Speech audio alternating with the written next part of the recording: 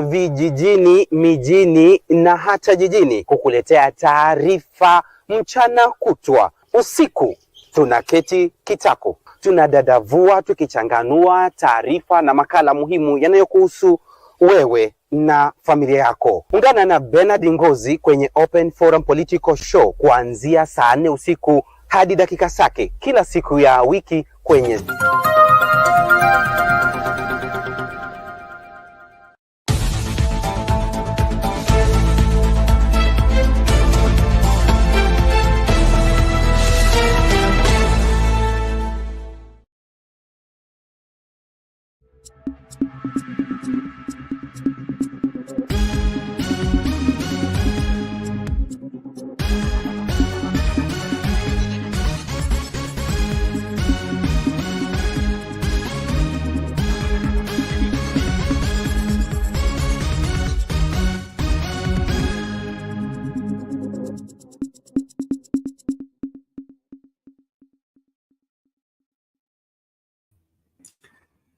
Good evening, ladies and gentlemen. We're glad you're watching. Thank you so much for making time to join us. This is Sound Candid Talk, Open Forum Political Discussion Show, the show that gives you an opportunity to air what you feel and think about the latest development on our political front. Well, a lot is taking place and Kenyan politics is dynamic. It has its turns and twists, which are confusing with every passing day. But we believe by reason of us engaging here as concerned Kenyans, we'll be able to shed more light in those dark corners of our politics to make you make sense of our politics and therefore take it easy when is required. And then, of course, take responsibility where you are required to in order to secure our country. Well, from the mouthpiece of the spokesman of one William Ruto, it is clear that the elections in this country, especially the presidential election, has never been the will of the people. It has always been the will of the few. As it is popularly said, it is not those who cast the vote that determine the outcome, it is those who count the vote. The William Ruto allies are now out in the open saying there is no way William Ruto can serve one term and go home. They are going to use any means to ensure that he gets a second term. Now, this is being spoken in the face of majority of Kenyans that have all manner of reservations as far as the William Ruto presidency is concerned. And justified so is that the William Ruto administration has not served the will and the purpose of majority of Kenyans. Many of the Kenyan people are upset, angry, and to say the least, they are only waiting for the casting service where they can hold a spiritual undertaking to place a curse on one William Ruto, if that will stop him from being president again in the Republic of Kenya. Well, with all this happening, we still have got Kenyans who feel that William Ruto is the best thing that happened to this country. And they feel he deserves another term. And there are those who even think that we should forget about term limit and just let him continue being in power.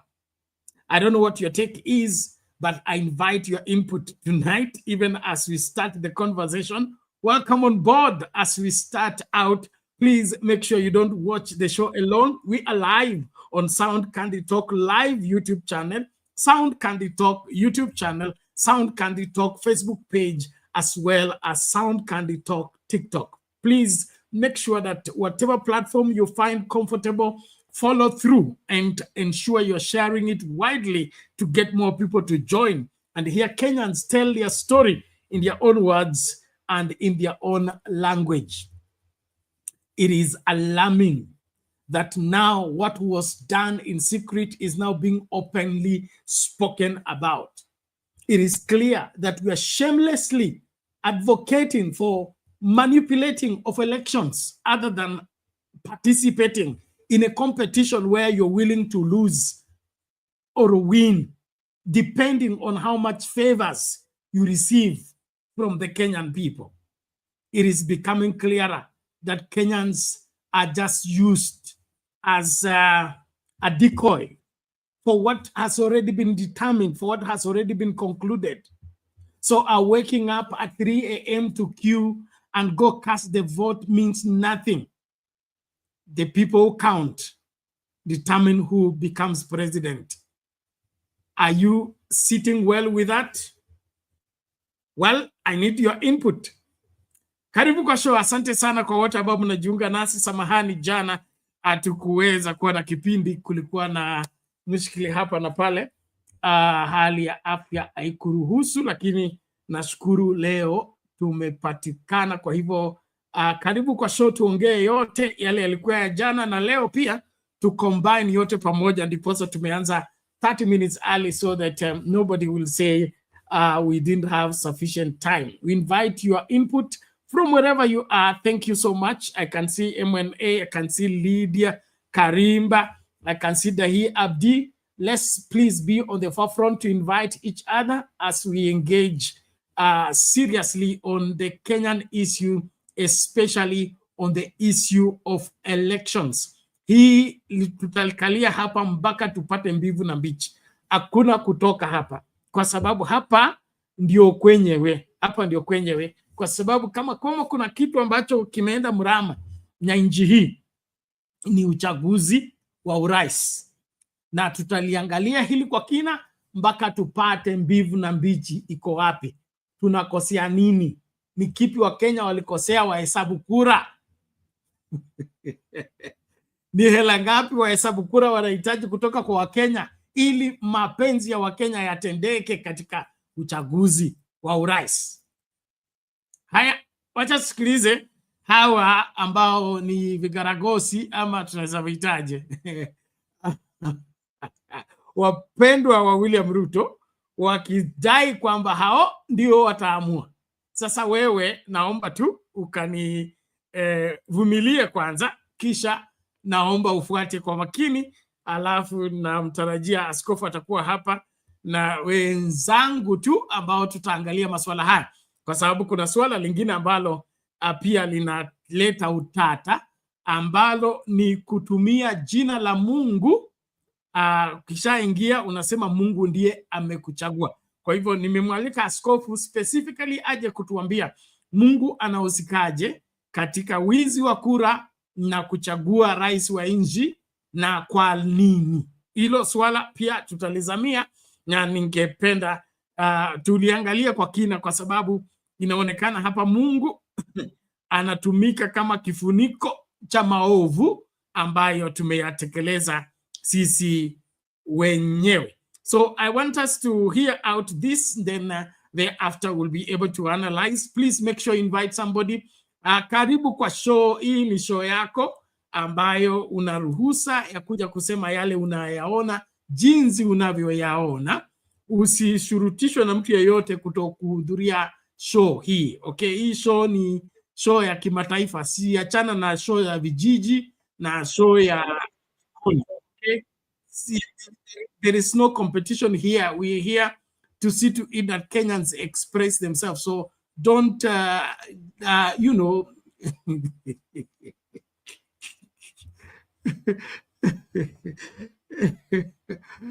tuni mimi najizuia, sitaki kusema mambo mingi, lakini kuna mambo nitayasema hapa baadaye.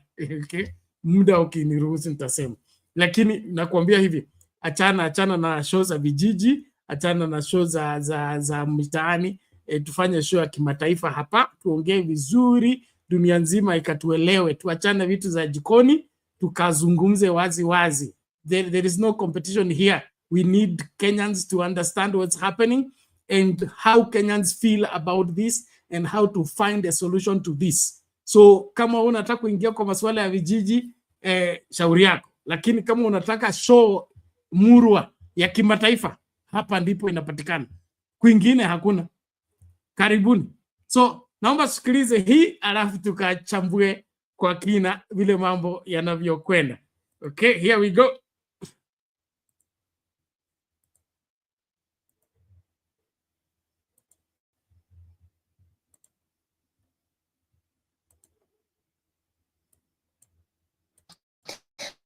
President William Ruto's allies are now hinting at the possibility of manipulating the 2027 presidential election results to force a second term for President Ruto. Led by Kapsaret MP Oscar Sudi, the MPs now say there is no possibility of Ruto serving just one term, and they will ensure he secures the second term.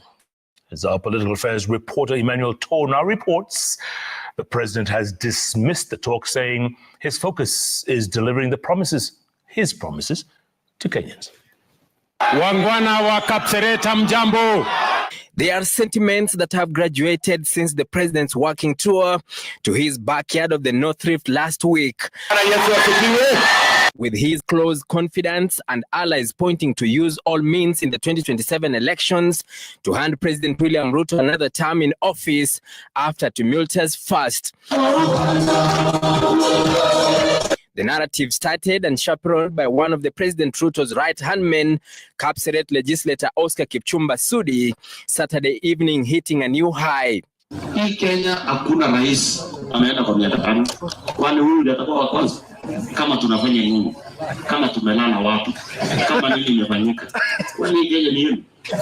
Mjue na mjue William Ruto aidi mahali. Makawas.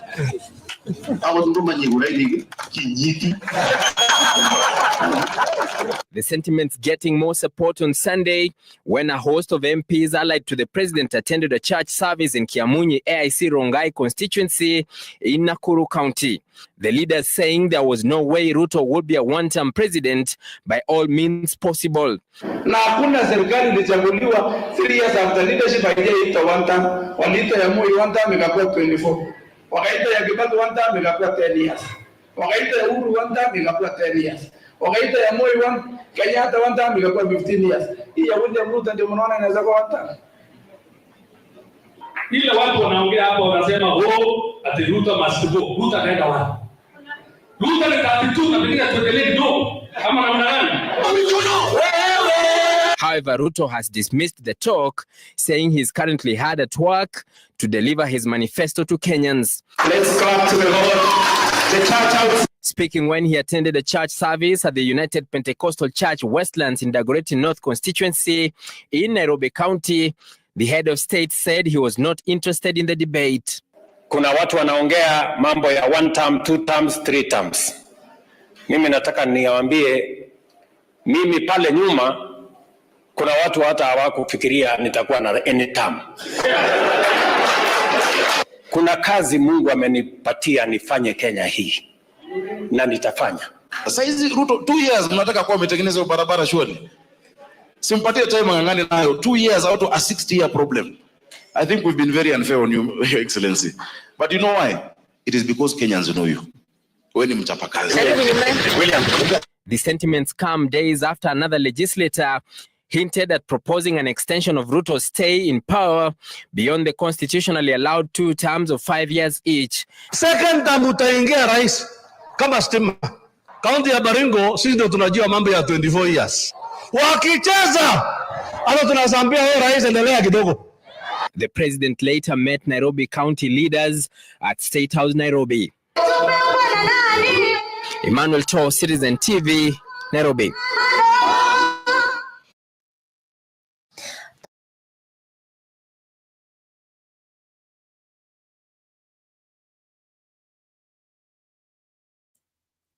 Haya mambo ni kama hayo.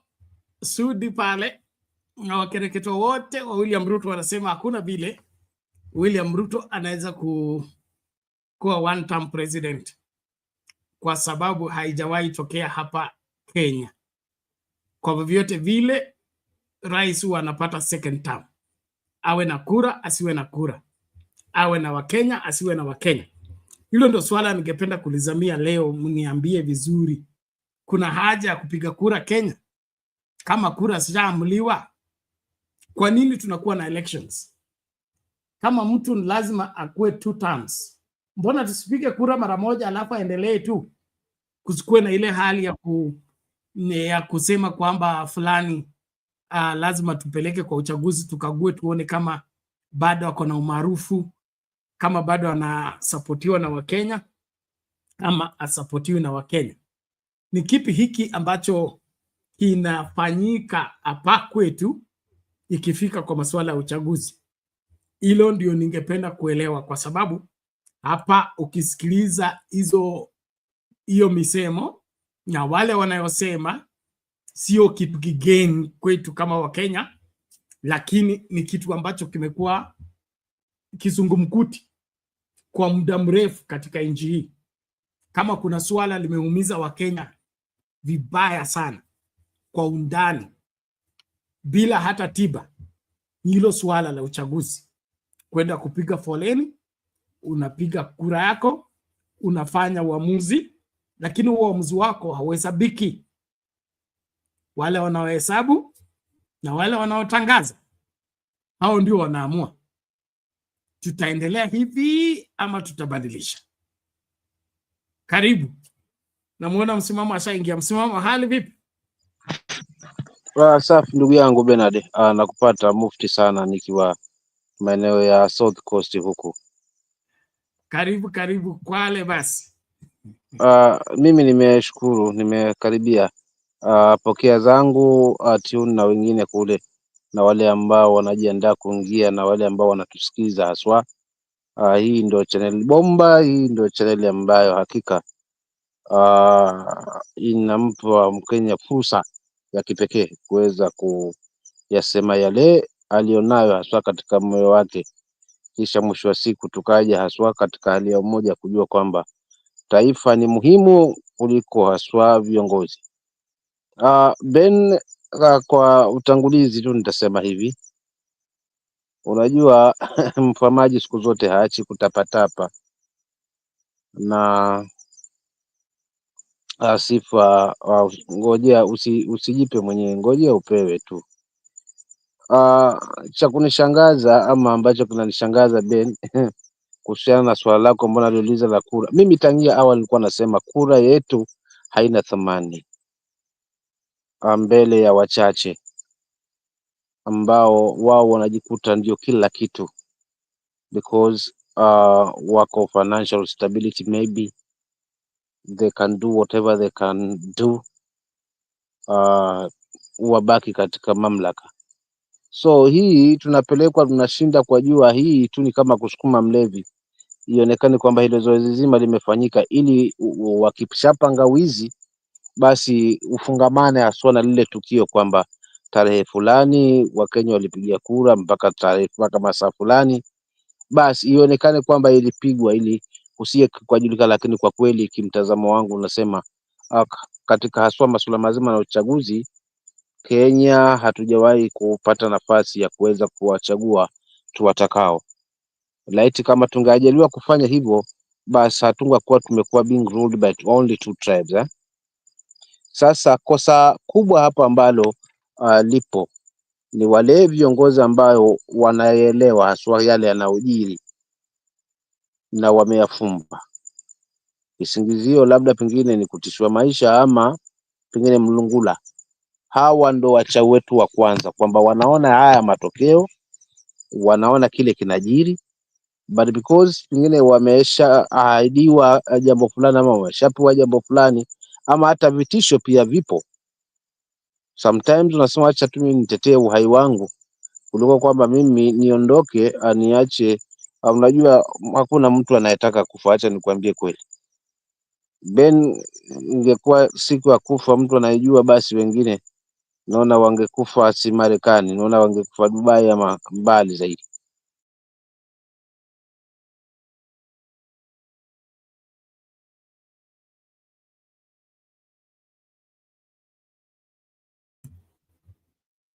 Samahani, msimamo tunakupoteza. Sasa unanipata? Yeah, hapo sawa. Yes. So kwa kweli Ben, kwa kauli ya Oscar Sudi na wale ambao wamezungumza, inaonyesha wazi hawa jamaa wana confidence kwamba tayari washamaza mchezo. Wajua sisi wa Kenya ndo akina msimamo ndo tunashangaa ile siku ya uchaguzi, kwa uchaguzi ushafanywa kitambo, majibu yashapatikana kitambo, watu washapangwa, wewe utasimamia hapa, wewe utasimama kwa hili, wewe utasimama kwa lile, ili mwisho wa siku tusije tukang'amua mapema kwamba hili jambo lilipangwa awali. So wakina Sudi kwa sababu wako karibu, huenda pengine wanajua ni nini haswa watakifanya ili kuweza kumnusuru Kasongo kuweza kurudi katika awamu ya pili. So kwa kweli Wakenya lazima tubadilishe mfumo. Tukichoka tuchoke wote. Wacha tuseme kweli, tuweze kulinusuru taifa. Kulikuwa kubana mambo kisha mwisho wa siku tujipate sasa tuko mahali tupo. Well, pesa umekula, umepewa mamilioni yako, fine. But Wakenya wengine wakiteseka, how do you feel? Hiyo ndio swali lazima najiuliza mimi. How do you feel? As a normal human being, how do you feel? Unajisikiaje wakati umepewa pesa fine, lakini Wakenya wanauawa? Kura ya Mkenya haina thamani. Unafikiriwa fika kwamba fulani hakushinda, kafanya virigiza. Sema hii virigiza imeenda pale mbele ya mahakama. Tumbua jaji ambaye pengine ashapokea mlungula na hataki kutupa haki. Tumbua. But wale wanatuficha na kubana hao ndo wachawi wetu, na ni wachache tu, lakini kwa kweli kura yetu haina thamani. Na hili namaliza kwa kusema hivi, hapa tusijidanganye haswa tukasema 2027 tutakuwa na unanimous vote kwa sababu ya yale ambayo yametusinya. Wengi wetu unahitaji mambo mawili matatu zaidi ndio tusaidie kuweza kumngamua huyu, la sivyo tusimpe nafasi ya kufikia 2027. Na mimi ombi langu ni kutompa nafasi kufika 2027 kwa sababu ya kuweza kujenga msingi mwingine mpya wa wale viongozi ambao pengine huenda wakachukua hizo hatamu za uongozi kama 2027, ambao Wakenya watakuwa either wachagua, wawe na ile hofu ya kwamba tunaliongoza taifa, hatuongozi tumbo. So kwa kweli Ben, ombi langu ni la huyu jamaa asifike hapo. Tayari dalili zinaonyesha kabisa kwamba hana umaarufu. Kina Muturi ndio wao wanaagaaga, na wengine ambao nao pia wameshatoka ambao ni wa karibu. So hali kama hii, na imani tulizungumza hapa Ben last week but one kwamba mimi naona kuna wengine watahama. Nilizungumza mimi hii kauli papa hapa kwamba naona wengine wataanza kuhama hii Kenya kwanza. Now my dream comes, inakuja sasa to be true, kwa sababu na imani sauti tunazozungumza hapa, regardless the way tulivyo, but haziendi bure. Haya maneno yanamfikia, hizi ni dua zinamfikia Mungu direct. Wazazi wao unakuta jamaa na yumba. Ben nimeshangaa leo kula alikokuwa kufungua shule akipeana ma uniforms na yale aliyozungumza pale. Sasa mimi nikajiuliza, Kenya hii katika mfumo wetu aswa katiba kwamba tuna kitengo cha mawaziri ili kurahisisha kazi. So vitu vinavyopaswa kuzungumzwa na waziri si vitu ambavyo vinazungumzwa na rais.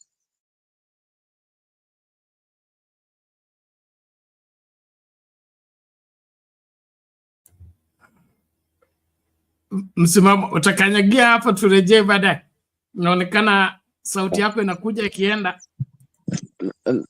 Sasa sio kama hapo napatikana. Hapo uko sawa, lakini naomba urefresh ili tukirejea hiyo round nyingine utaendeleza. Fine. I'll be back. Narudi. Wacha tulifanye mambo yawe sawa. Narudi kali. Thank you. Ladies and gentlemen, this is the conversation on Sound Candy Talk.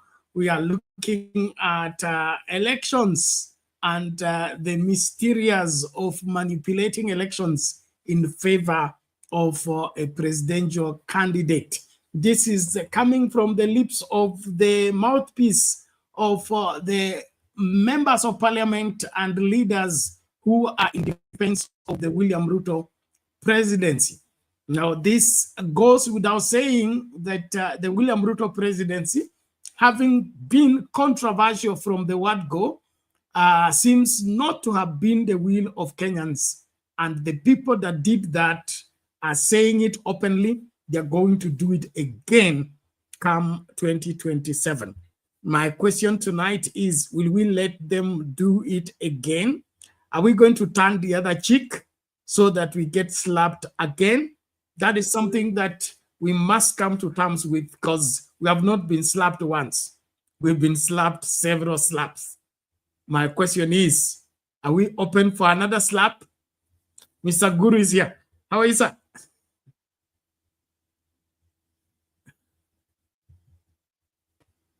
Unmute. I'm fine, thank you.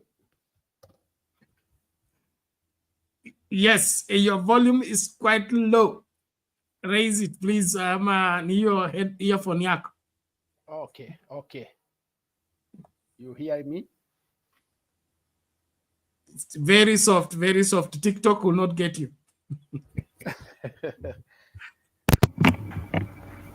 Okay. Okay, there How you are go. Yes, I have seen what has been said by those who are saying, and I want to tell Musimamo and others, politics is what it is. And even when people are drowning, they chest thump. What is happening now is to dampen the spirits of Kenyans, the resolve. It's nothing else.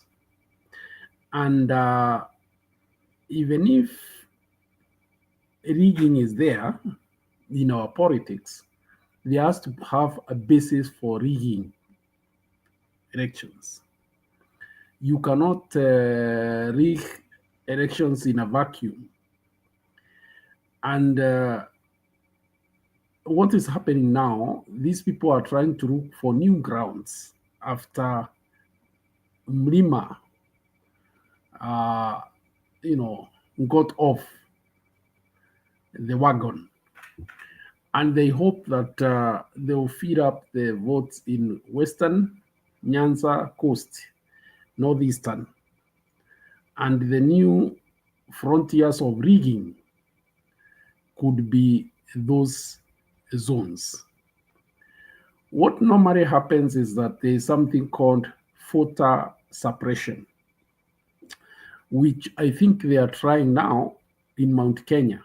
And that's why you can see some funding groups being propped up for purposes of doing some dirty work. I expect that voter registration will be accelerated in areas where they expect to fill up the boxes. I heard the other day that a whole machine has been procured for ID cards in Rift Valley and related areas. There's nothing wrong in offering services to the public, but there are things that happen and you can see a concerted effort. That's what is happening right now. We are also not roasted to the fact that we were told from none other than the top that all screening in Northeastern was suspended. Anybody can walk in and take an identification card. So all these machinations will be there. They will be there. But the truth of the matter is that rigging also requires intelligence, because things are not as they were 20 years ago. Replicating what happened in 2007 may be very difficult, even the last general elections, because people have come to know some of the things that happen. And mark you, some of the youths that are now going hand on hand with this government are actually part of that rigging machine that brought this government to power, especially in parts of central Kenya. So then what we are talking about here is that we are having a regime that must continuously show the people that they have support. At least, even if they have lost other places, they are trying to get support from other places. But the question is, will the mathematics work? Will they work? Because if they don't work, no amount of scheming can turn around things. And from what I see is that those maths are not likely to work. And therefore, it means massive, if they expect to rig the elections, it can only happen through massive stuffing of ballot papers. Massive, especially in areas where there are low turnouts, in northeastern, maybe parts of western and coast. But also, it is not as easy because there is no unanimity even in those areas about the popularity of this government. So that brings a whole problem. In fact, rigging is normally done in those areas where you hardly find opposition. Okay?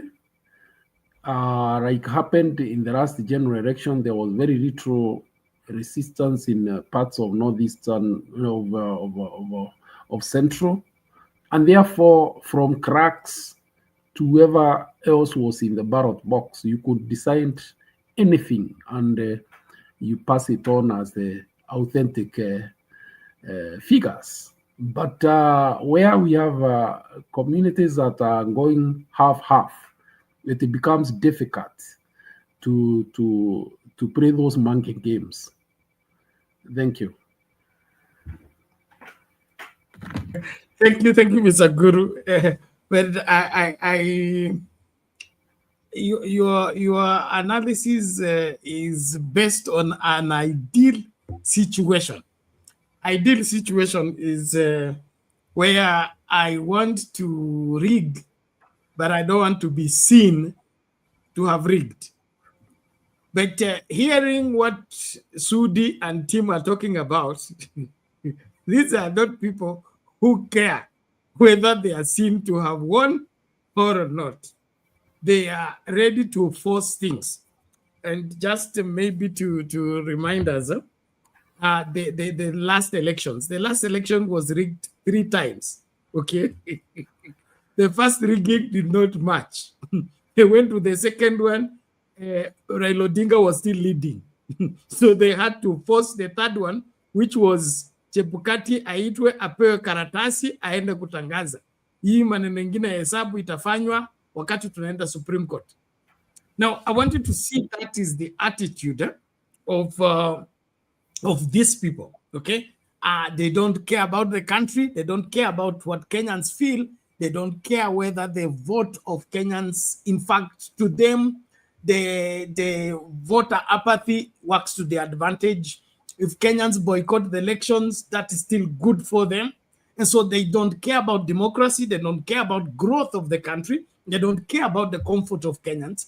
And those are the kind of people we are dealing with. So if we have this abnormal situation, can we approach it with normal, wherever thinking and to be able to handle them?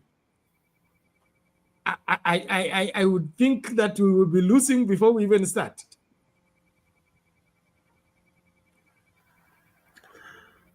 These are the Bernard, what I know is this. It will be too risky to take that path. And you know why? The youths are, at least those I've heard, they are saying they will be counting the vote for vote. And you know now they have a purpose, they have a drive. It will be a big battle to snatch that vote from them. If what I'm hearing is what will happen, those results will be known by 6. What we'll be waiting for is confirmation of the figures from the authorities. So you can imagine what then we could be setting the country up for if that is what is going to happen.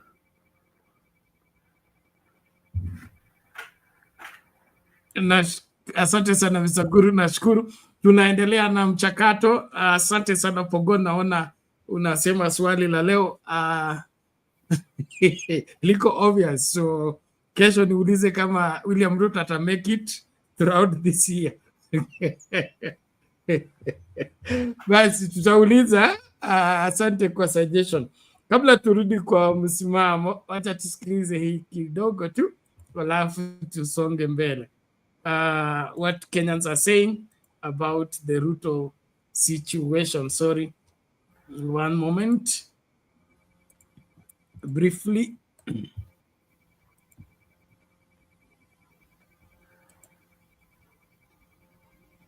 Where we are, if we need to make progress, all of us must agree that this system has to all go down.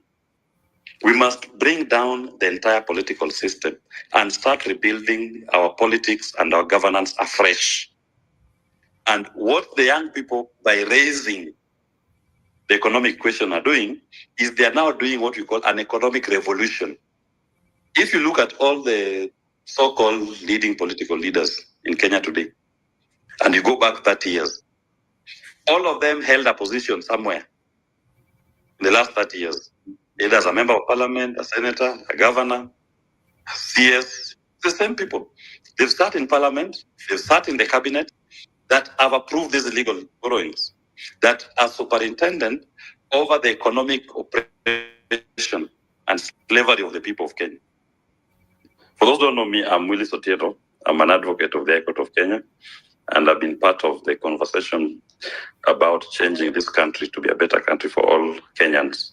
It is important that I start by saying that as we go through this revolution, we need to understand what is going on.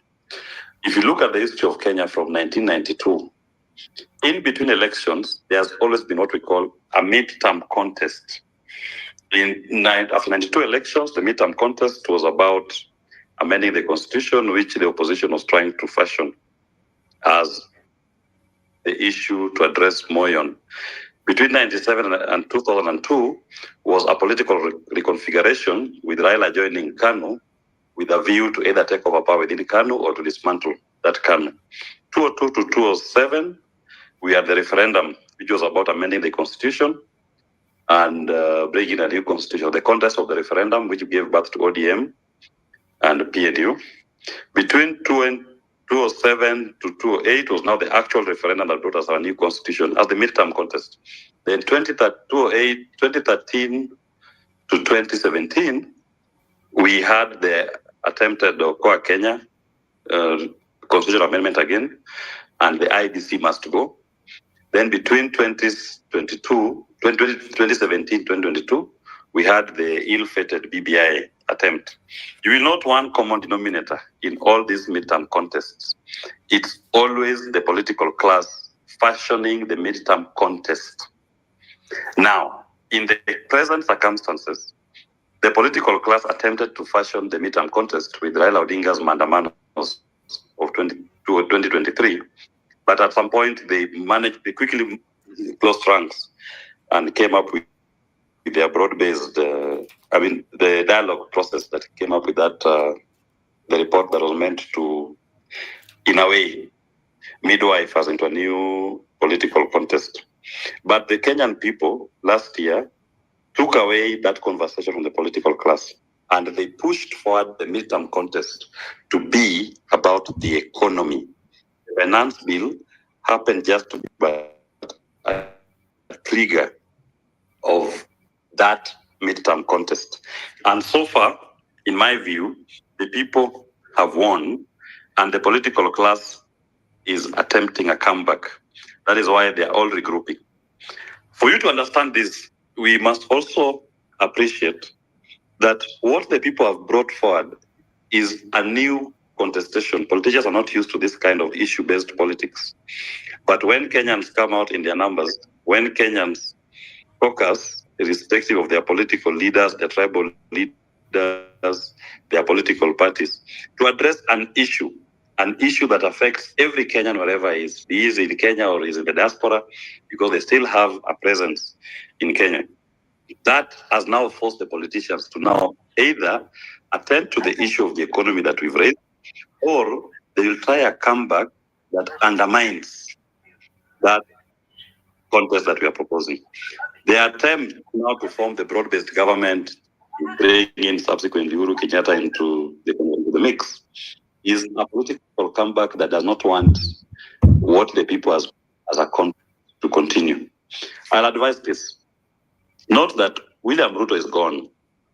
He has lost the midterm contest that the people proposed. He has lost the question of the economy, and all that the people are going to do now is just to amplify and to highlight the failures of the regime. There's nothing new that is going to do to change the mindset of Kenyans. And there's nothing that is going to do. There's no program is going to implement that will change our economic trajectory. And I say this with utmost respect to those who think he can. If you look at the status of our books, I will tell you it's almost impossible. Because if out of every 100 Kenya shillings, Kenya government collects in terms of tax, they are spending 70 shillings to pay debt. They are left with 30 shillings. Of these 30 shillings, they did an average 35 shillings to pay salaries. So it means they are -5. Of the amount they collect, they need 30 shillings to pay for government operations. That is -35. They need 15 shillings to take to counties. That is -45, -50. And that is even before you touch on any development. So essentially, the government is broke. It is broke not because there is no money, but because of what they are using, what they are paying as debt. And there'll be no solution to what the people are raising unless you open the debt books and ask, why are we spending to settle debt?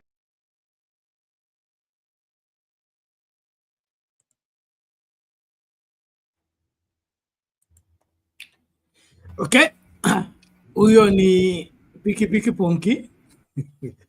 Will is the lawyer akipeana maono yake kuhusu uongozi wa William Ruto.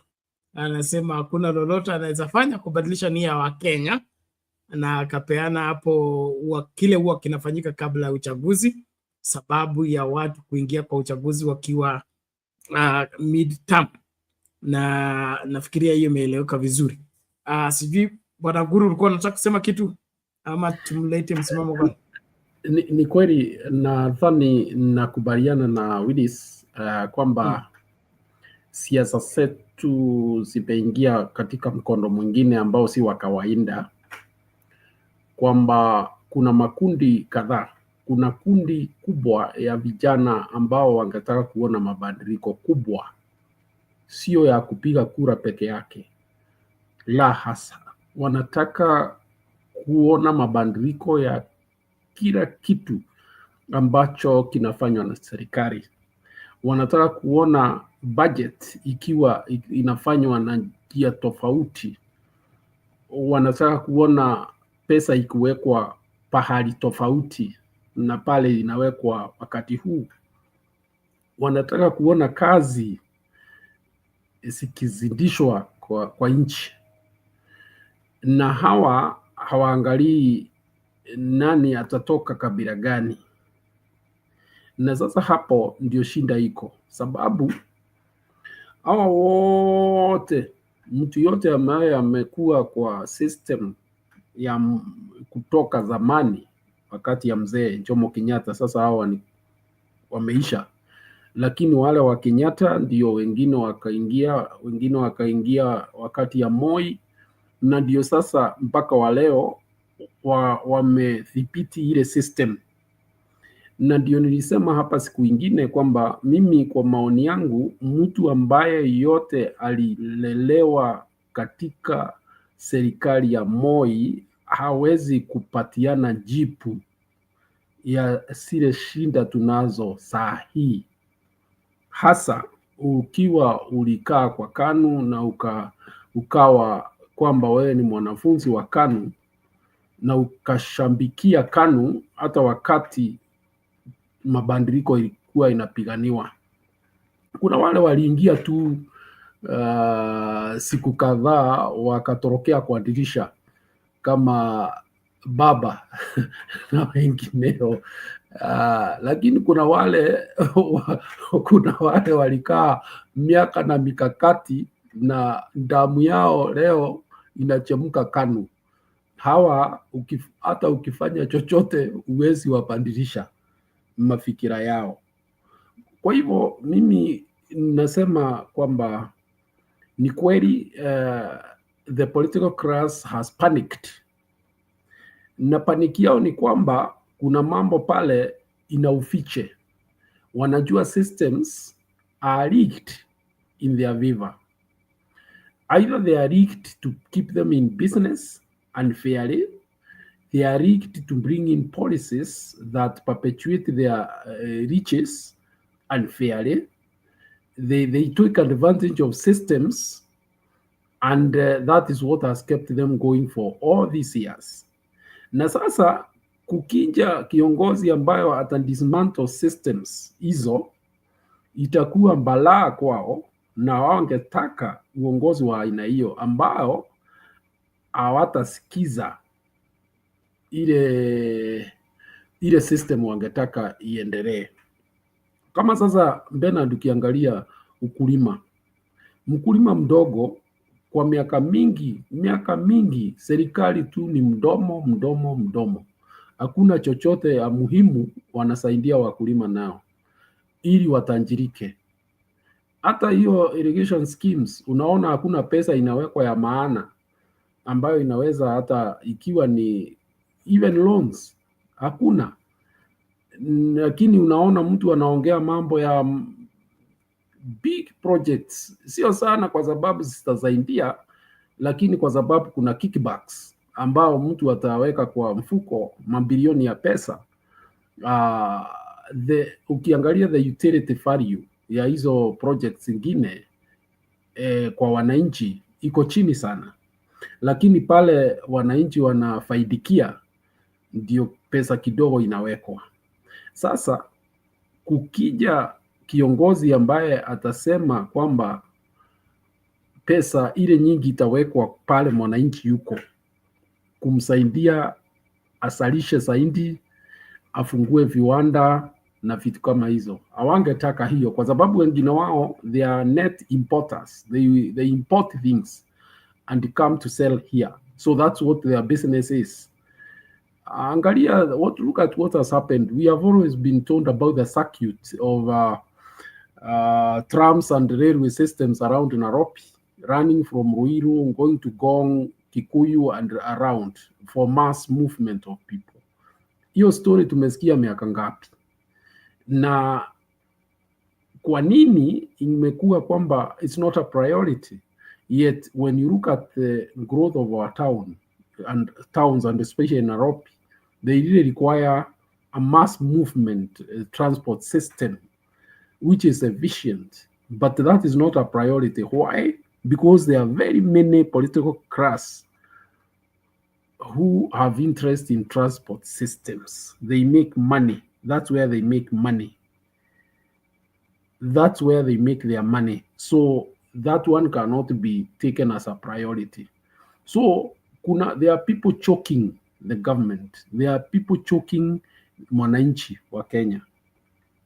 And kwa sababu ya hiyo ni kumaanisha kwamba hawangetaka vijana wana mafikira tofauti ambao itakuwa ngumu kumanipulate wachukue nafasi ya uongozi. Lakini ukisikia vile Willis anasema itafanyika, hata ingawa si mwaka huu ama mwaka hiyo mwingine, but the sheep has left the shores. Ni jambo ambalo litafanyika maybe in our lifetime, not far away. And these coming elections, as I've told you Bernard, wacha vile mnaongea hapa ati sijui itafanyika. I am telling you the new technology that is there with their youth. Elections hiyo by 6 ukienda kurara utakuwa umejua nani ameshinda. Sasa wale wa Chebukati wacha wanje sasa walete figures zingine, ndio sasa tutaona nchi itaelekea upande gani. Asante. Okay, asante bwana Guru, nashukuru na imani pamoja na wewe, na ningependa tupate rais ambaye tumechagua. Hii masuala ya kulimbikiziwa rais ambaye aeleweki ametoka wapi, kwa nini, hiyo imekuwa kero kwa maisha ya Wakenya kwa muda mrefu. We can't take that anymore. I don't think there is tolerance for that anymore. Hiyo story ya miaka 5 tu is no longer going to sell in the minds of right-thinking Kenyans.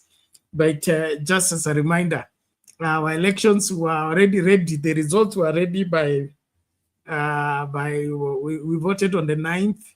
The results were ready by 10th, 11th. Okay, but they were delayed until 15th to enable the rigging. So the rigging system in this country is another investment that is done purposefully to overturn the will of the Kenyan people in favor of incompetent leadership. And one of the things that is really hurting is when you are denying leadership, not for good intention, it's to protect the status quo.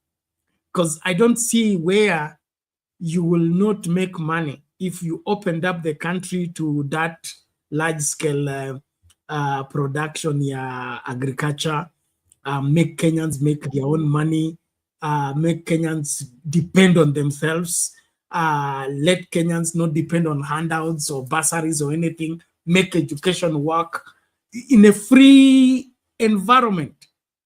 It will make you a better president. It will make you a better leader. You are a good leader if people can be able to flow and make their own money under your supervision. Why should you curtail the productivity of the people and the advancement of the people because there are some specific people that must eat first before we eat? When did this become a priority or a constitutional provision? We as Kenyans must tell ourselves the truth. We cannot continue like this. Those that want the status quo and want to keep us on our knees with begging bowls must be stopped. And so, tusimame imara, tuamue mara moja. Kenya hii si ya mama ya mtu na lazima ieleweke. Usimamo, karibu. Asante sana ndugu yangu Ben, kakaangu hapa mkubwa Guru na wale ambao wanatufuatilia. Kwanza nitaanza na hili la huyu wakili bwana Ponki. Na nakubaliana hapa kwa sababu nimekuwa hapa muda mrefu nikisema kwamba shida yetu ni kwamba ni hawa wanasiasa wakongwe. Hiyo ndo shida tuko nayo Kenya, haswa masuala mazima na uchaguzi. Hawa wamekaa kwa hizi nyadhifa kwa muda.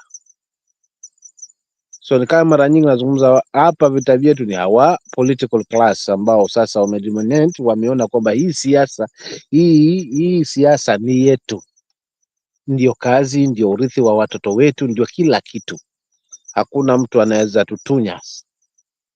Nimezungumza sana, si mara moja, si mara na Ponki ameligusia hili. There are some wako na over 40 years kwa siasa, still bado wapo. Kwangu wanajiuliza, ina maana hakuna ambao wana uweledi wa kuweza kuendeleza pale wao wameweza kufikisha mpaka wao wawe ndio watakuwa so for really, hilo ni mojawapo.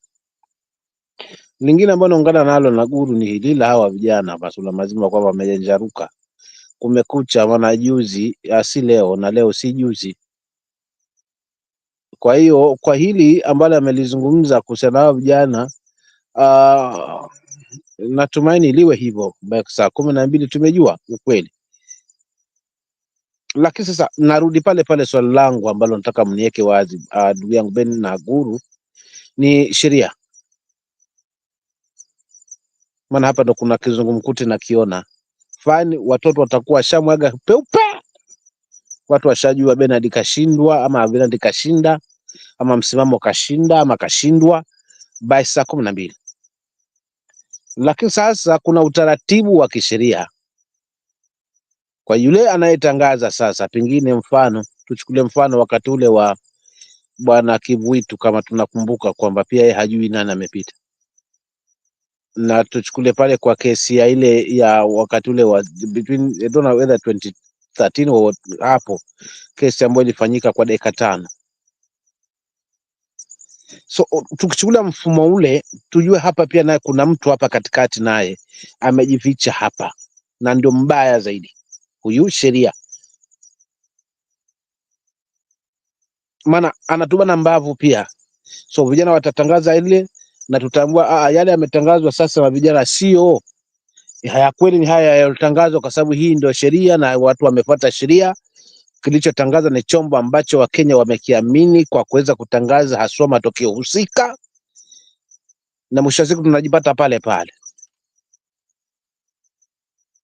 So sijui kisheria mtaniambiaje hapa, kwa sababu ndio vijana wamejipanga fine, watamwaga mtama peupe, lakini hawana mandate ya kuweza kumtangaza. Mandate itapewa IEBC, na kama nimepewa mimi ndugu yake fulani, sasa naona mimi sitamtangaza ndugu yangu, kwa sababu najua kivyo vyote vile. So tutafuata ya sheria ama tutafuata ya hawa vijana, kwa sababu haya ya vijana ni fujo baadaye kwamba tuna demand, na tutapelekwa hapo hapo tena kwa sheria ambayo itateza kutukandamiza. Fine, tutasema vijana wametangaza matokeo ndio haya, fine. Wao waliotangaza mfano ni mengine. Mwisho wa siku tutazungumza hapo hapo kwa sheria. Sasa wao wana sheria ndio watakuja kutupumbaza hapo mahakamani, pengine kuchukua muda, jamaa bado yuendelea hapa. So hii sheria hapa itakuwaje? Lingine, mimi sina shaka na masuala mazima Bernard na kura yetu. Tunajua ni Wakenya, mimi nilikuwa nazungumza mara nyingi hapa, Wakenya watakula hiyo pesa ndogo ndogo mnasema, lakini haimwathiri Mkenya kuweza kusahau na kukosa kumchagua kiongozi. Kwa kama mimi kwangu si kigezo kwamba hizi shilingi 2, 2, 3 ndo zinamfanya nyinyi mnachagua viongozi ambao hawapo, kwa hivyo kataeni. Mika hilo haliniingia akilini, kwa sababu mwisho wa siku Mkenya atamchagua yule ambaye hakika amemwona kwamba ndiye afaaye. Kizungumkuti kinaingia sasa, kikifika huko mbele sasa wakati wa utangazaji, hapo ndo kwenye majanga. Kwa hivyo okay. Sawa, nitachia hapo kwanza Bernard. Labda pengine una mahali asante. Nataka umeuliza swali nyeti na ni muhimu tuliangazie, kwa sababu ni wazi kwamba hatuwezi kupata urais kwa street, hatuwezi pata urais kwa maandamano. Tumejaribu mara ngapi, tumeshindwa. Tuligomea mpaka uchaguzi 2017 lakini haikuwezekana. So ili swala la sheria inapaswa kusaidia mwananchi ama kumlinda mwizi, kwa sababu kulingana na ile uamuzi imefanywa mara kadhaa kwa Supreme Court ni kwamba mtu akishaiba alindwe, afikishe mzigo nyumbani. Mbona asumbuliwe? Na ameiba vizuri, hata hakusumbua. So imekuwa kana kwamba sheria zetu badala zilinde mnyonge na sitetee haki ya Wakenya, imekuwa kutetea haki ya wezi wanaokandamiza Wakenya. Na ikifika hapo, Wakenya wana nini? What option do Kenyans have in that scenario? Like right now, there is the former president of Law Society of Kenya amepeleka mswada kwamba majaji wote wa Supreme Court watimuliwe, na Koome amesema yeye hawezi kujiuzulu, hajapewa sababu ya kujiuzulu. Lakini hili ni swala ambalo tumechezewa kwa muda mrefu. Kwangu mimi Supreme Court inapaswa kuzuia maovu, lakini imekuwa Supreme Court imekuwa ndio daraja. Okay? Wewe umeiba ng'ombe huku, ukifika mto umefurika, sinafikiria tutakukamata. Tutakukamata. Kumbe Supreme Court iko na mobile nini? Mobile bridge. Inapeana mwizi mobile bridge, anavuka salama. Sisi tukifika ako ile ng'ambo ingine na ng'ombe zetu, na mobile bridge imeenda.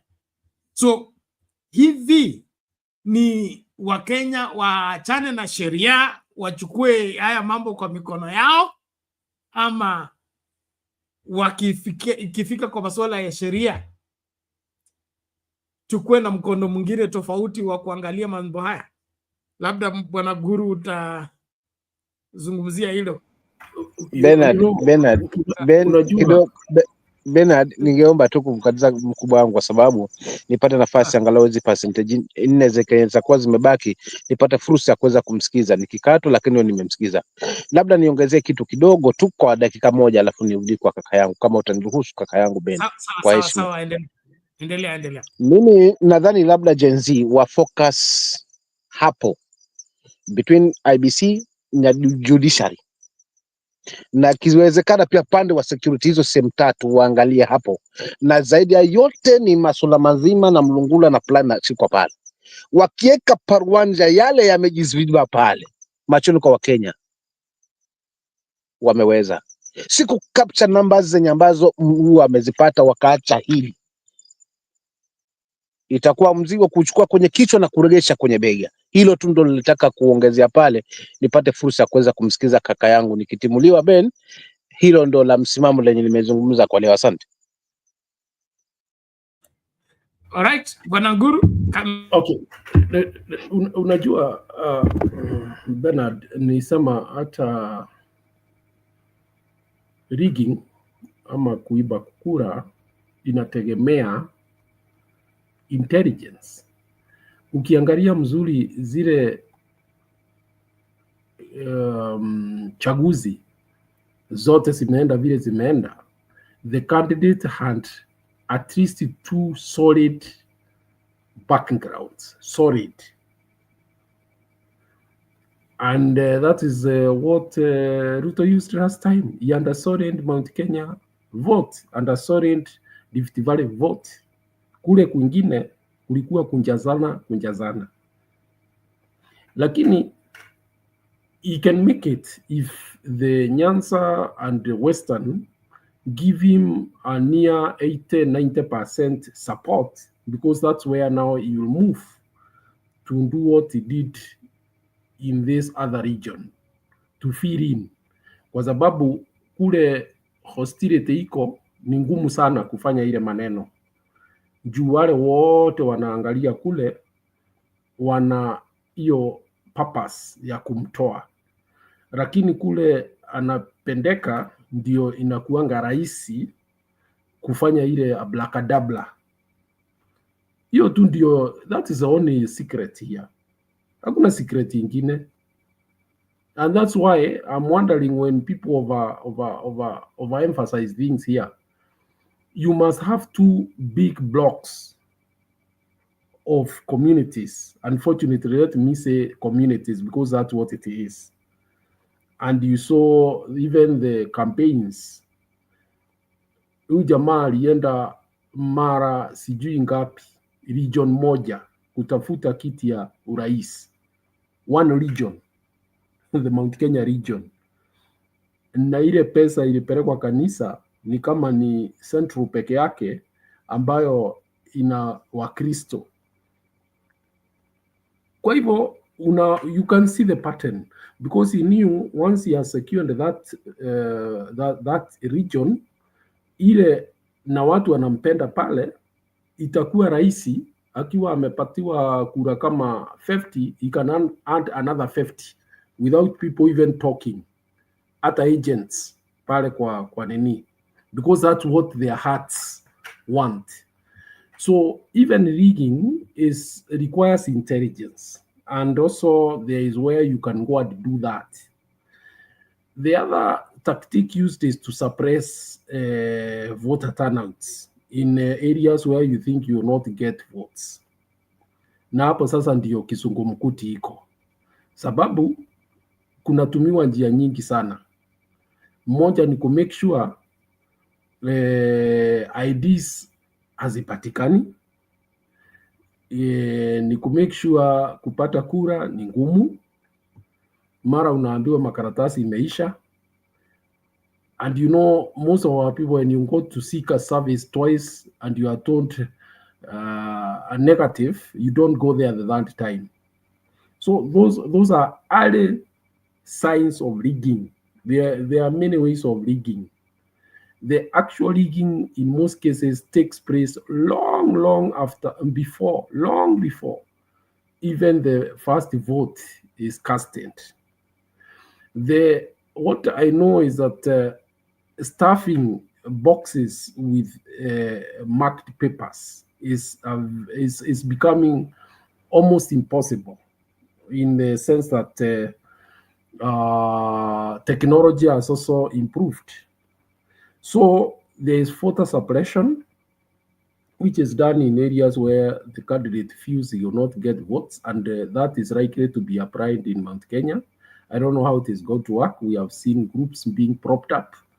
Sometimes it can come through creating insecurity, artificial insecurity, for people to fear to take part, especially women. Then the other thing is that you create a facade, that's what we call it, that you are very popular in an area. And once you do that, even when you know the turnout will be 50%, you find a way in which you will top up 10%. Bernard, you cannot imagine, across the country, I think we have about over 40,000 streams where we vote. So you can imagine people don't turn out to vote in those over 40,000 stations. You go planting at least 20 votes. What does that, or 200 votes, what does that translate to? It's a lot of votes. So there are many combinations. There is a combination of tactics that are used. Otherwise, effort and blatant stuffing of votes is not very common these days. So I am saying this: Ruto can only rig the next elections if he gets near solid support in Western and Nyanza, and then he retains his Rift Valley, because that's where you move his those things. That's all what I can say, and that's what has been done. But it's a guru. Thank you for that. I would want to throw this in. You know, it said that politics is about perception. Don't you see that that's what it's trying to create? So that in the minds of Kenyans, that although I've lost Mount Kenya, I'm recruiting the Somali community, and I'm loved in Nyanza and Western. So there is nothing that I have lost in terms of the perception in the mind of Kenyans. And that forms a good ground for him to rig himself into office without upsetting the population, because the population will begin to suspect itself. We went to vote like this, but this is how it came out. Is it that ni kama last elections Bukusu walituuza? The 200 votes came from Bukusu, Wetangula's backyard, and they came in very late, like the Tarakaniti that came to rescue Kibaki in 2007.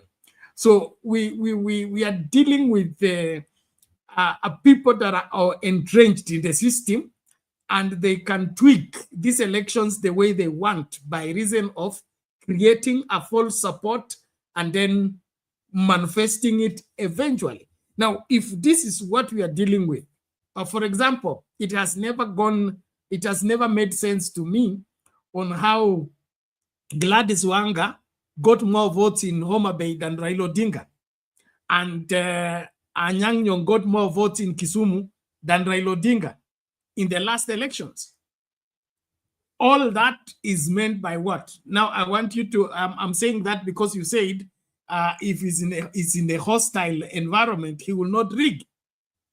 How did he manage to suppress the votes of Raila Odinga in Homa Bay and in Kisumu in the last elections? So this is a very calculated system. And then also I suspect one of the avenues of rigging is multiplied polling stations. We have 46,000, is it 46,000 polling stations? 46,000 polling station. If each polling station gave me 100 votes, okay, extra, 100 votes, 100 times 46,000, I have 4 million. Just like that. You know, Bernard? Yes. First of all, let me say it is true in Mount Kenya. If you talk to most people, they were embracing UDA. That's the first step, and it gives a good ground for taking the vote the way you want. Because even if you hand so and so as one with this number of votes, you will not ask how, because you already know that is the general, the general movement of politics in that area. You understand? Even in Kiambu, I think the presidential vote was more than that of the governor and the senator. That could only mean that something was done, because rarely will you find a Kenyan who will just walk in and vote for the president and not vote for a governor or the senator. It is very rare. And in fact, the agents don't normally agree you to vote for only one person. If you know that, I know you have been in voting situations. You are given all the votes, unapatiwa zote. So therefore, what the first thing they do is they establish the area is moving towards this direction. So even if you have a weak candidate, let's say you have a weak candidate of a political party, and the general population is talking of a certain political party, like was happening in the last general election in Mount Kenya, it is very easy to assist the candidates who stand on that party, because there is a general feel that this area is dominated by this party. It is easy to assist such a person because people will not ask, how did it happen? But you can imagine now the people of Central have said they have done with UDA. Itatoka wapi? Where? Not unless you want to cause a general, where will it come from? Itatoka wapi? Hold on. Let me first finish. So what will happen is this, and is happening. There will be creation of a facade in Western and Nyanza and Coast. That's where the votes will be handed, and Rift Valley, where we used to have, in fact, it is even known how regions vote. Like your region, Bernard, generally from 1992, the general vote is between 65%, maximum wakienda sana, labda 68, tending to 170. They have never gone beyond there. In Central, you can find even up to 85%, and Rift Valley. So they are even aware of the dynamics in every region, and they know how much to tinker in those areas to get the right numbers that they want. These things tunazijua. And that's what is happening right now. The creation of Fasant, ulisikia Farah alisema watawapatia 99% in Northeastern. Those are the creations that are done for purposes of preparing people and ground for manipulation of votes. Okay, Bwana Guru, shikilia hapo. Msimamo, uliza swali lako moja kwa moja, tumlete mama tafadhali. Asante. Wacha apokee zangu mama hapa. Nashukuru Guru hapo, unajua alikuwa anatapatapa ananiambia labda atategemea kura za Nyanza na Western na Coast.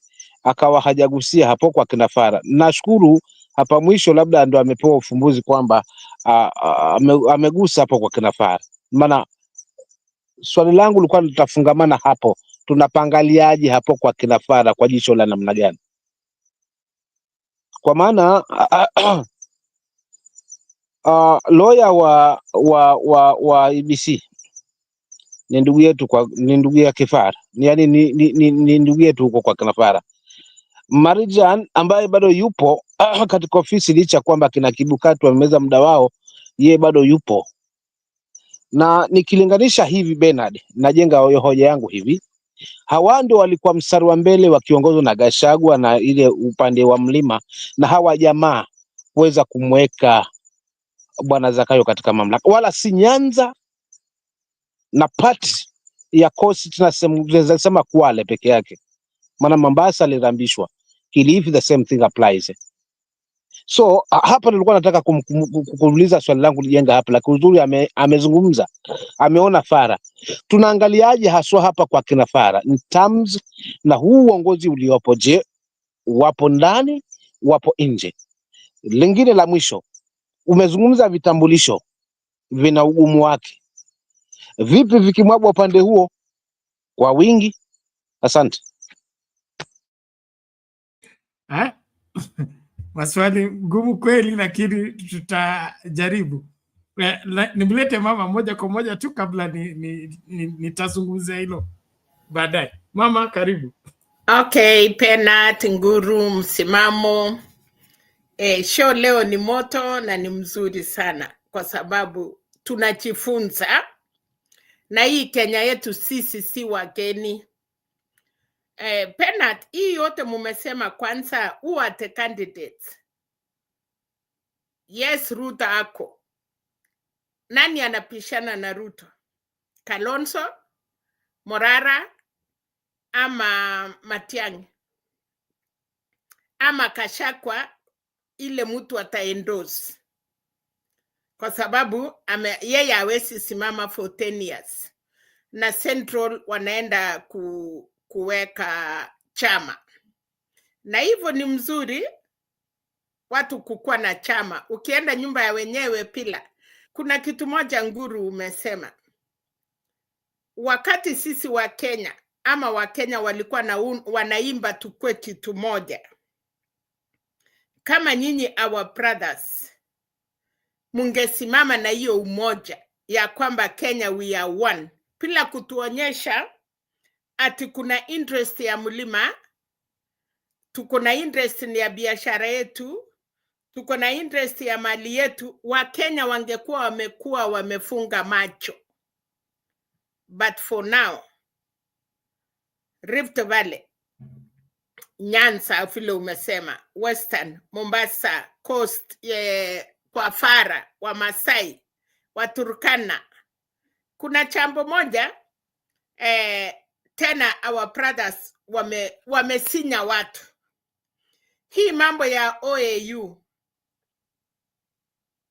ni upande moja wanapika kelele na imeuma watu, wanakasirika, nasema munataka aje?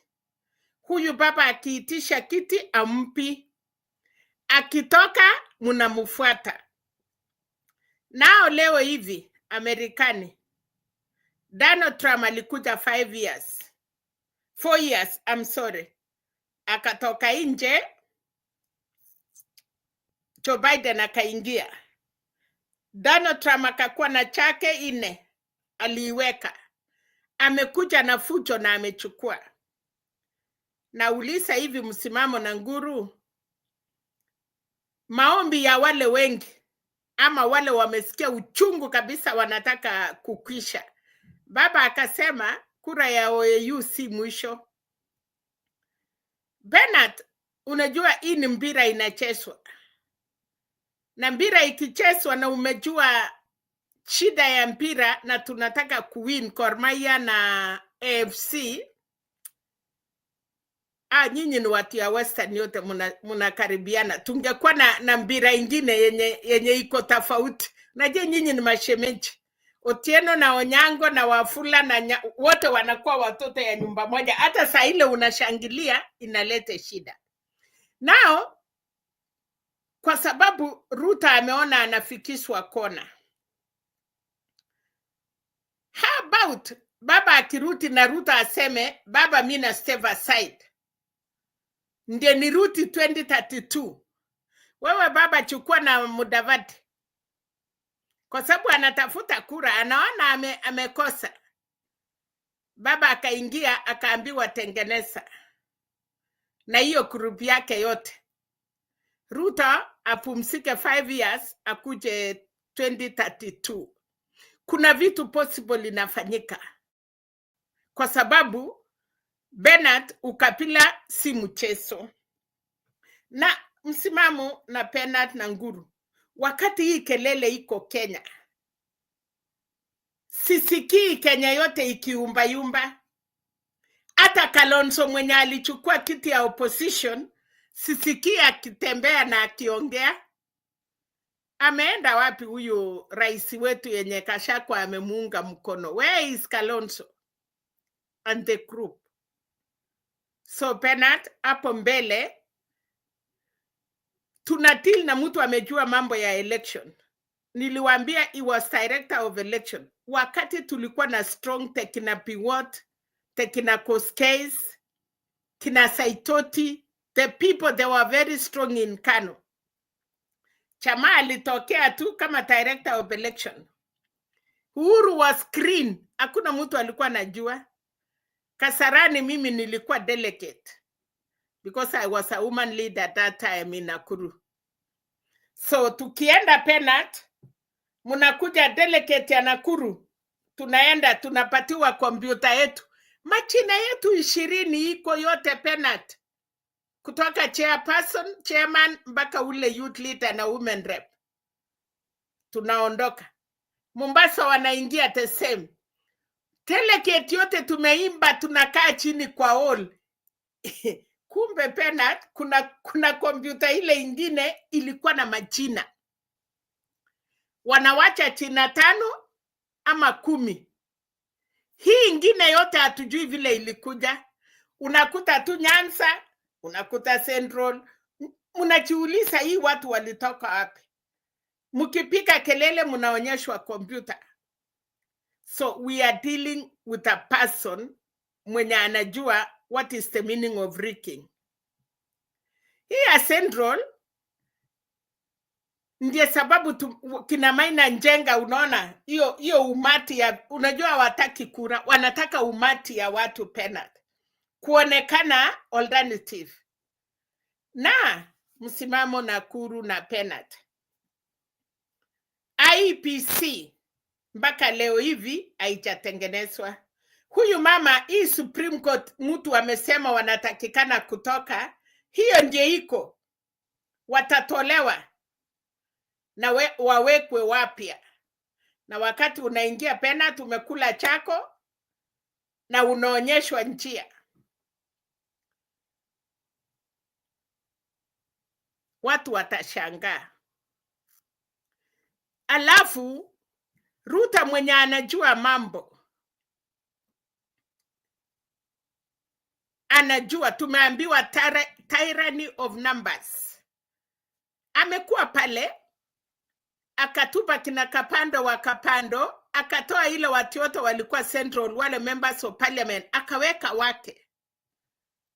Akachua those numbers, he knows. Keep karibu.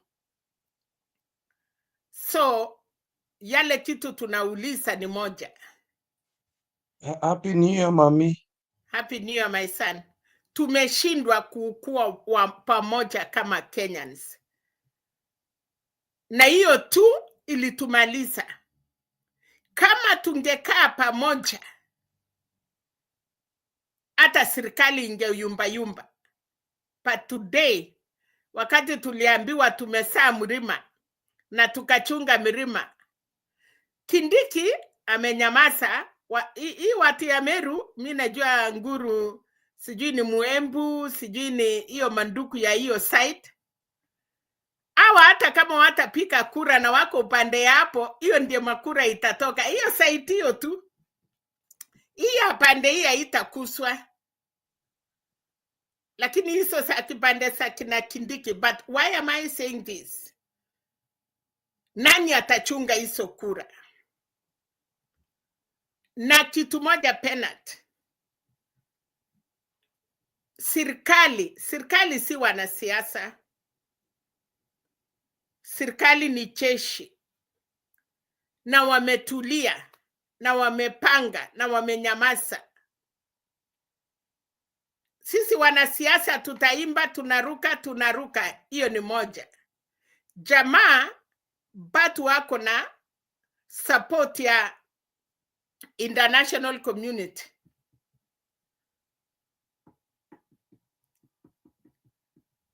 So mahali tunapigia kelele hakuna. Kwa sababu naona Kipa amekuja.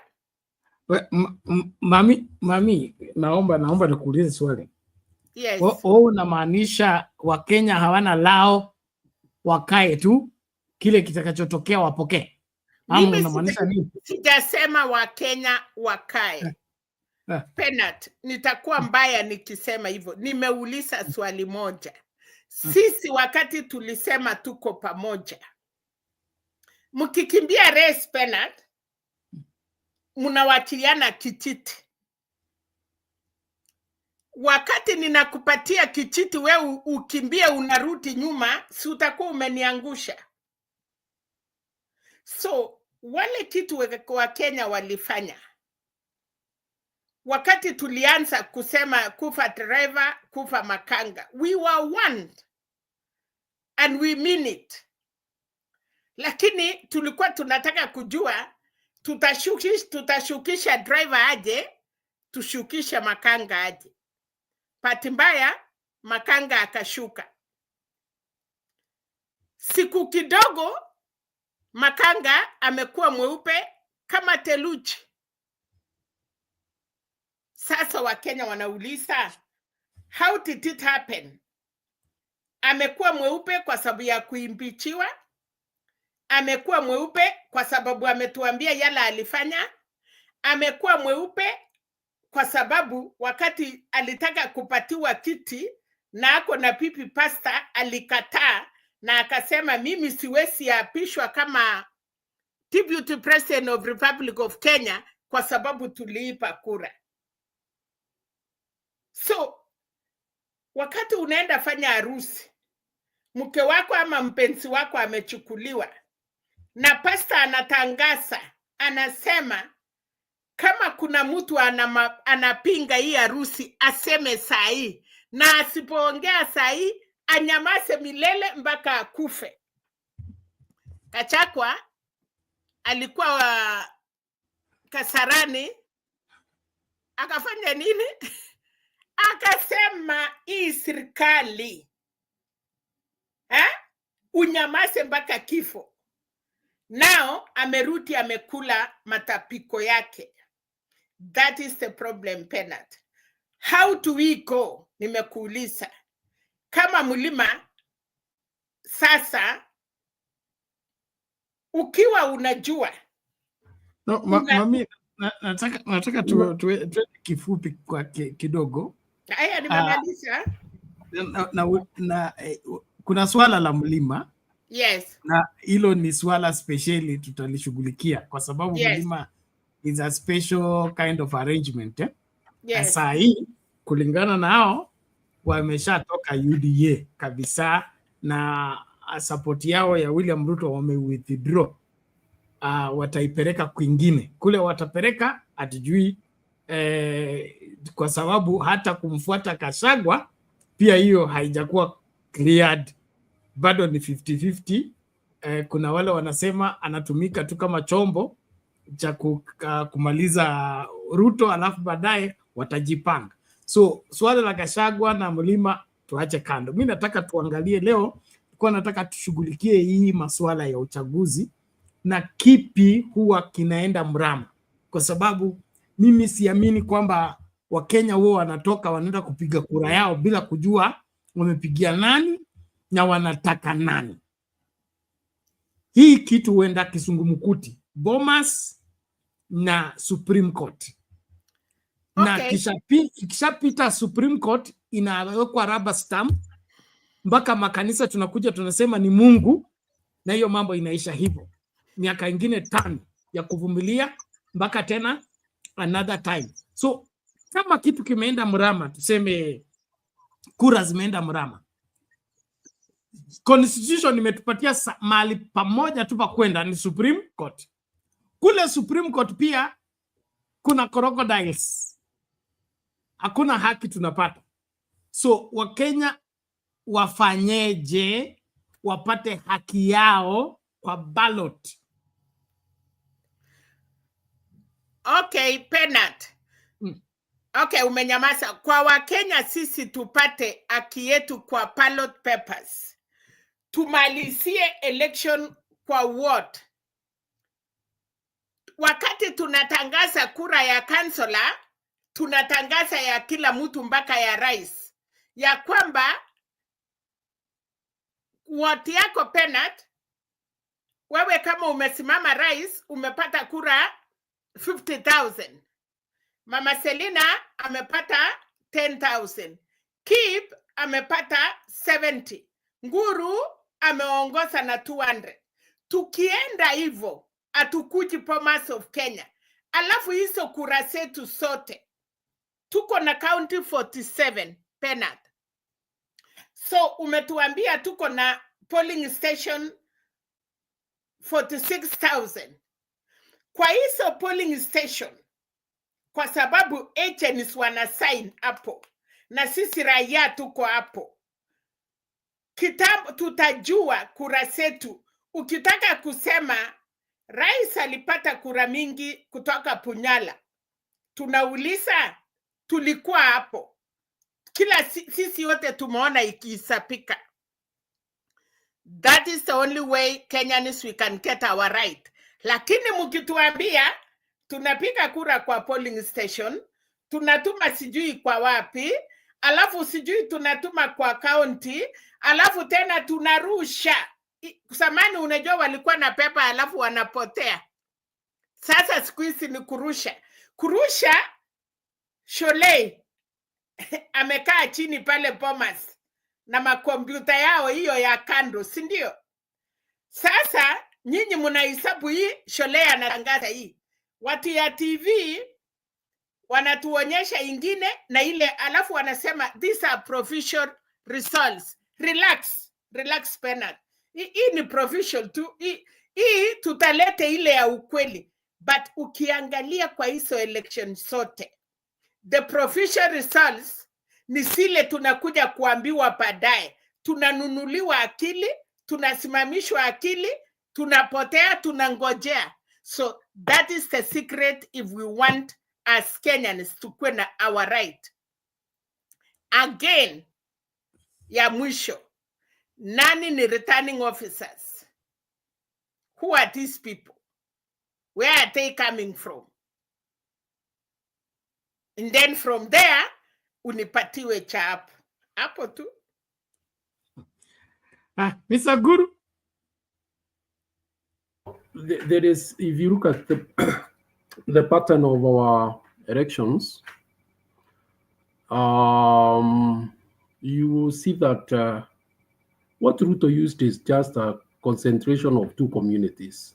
He got 47% of the votes from the Mount Kenya. 47%. That vote has to be lazima itafutwa pahali. And it's over 4.2 million votes. Hiyo si kura kidogo. And then again, what has happened now, hata ile 1 point something that was given to Baba, he can't get it again. what has happened in the intervening period, and especially after Gen Z's uprising, and what the people who had voted for Baba, they see him as somebody who seeks to take advantage of situations to advance his politics like he did. He can't get it. That's another 1 million. So basically what I'm saying is this: rigging does happen, but the rigging can only happen in situations that are very closely fought. There are people who try to build invincibility around the leaders. It is not true. Ruto has lost the 2010 constitution. He went around telling people that it is a bad one. He lost.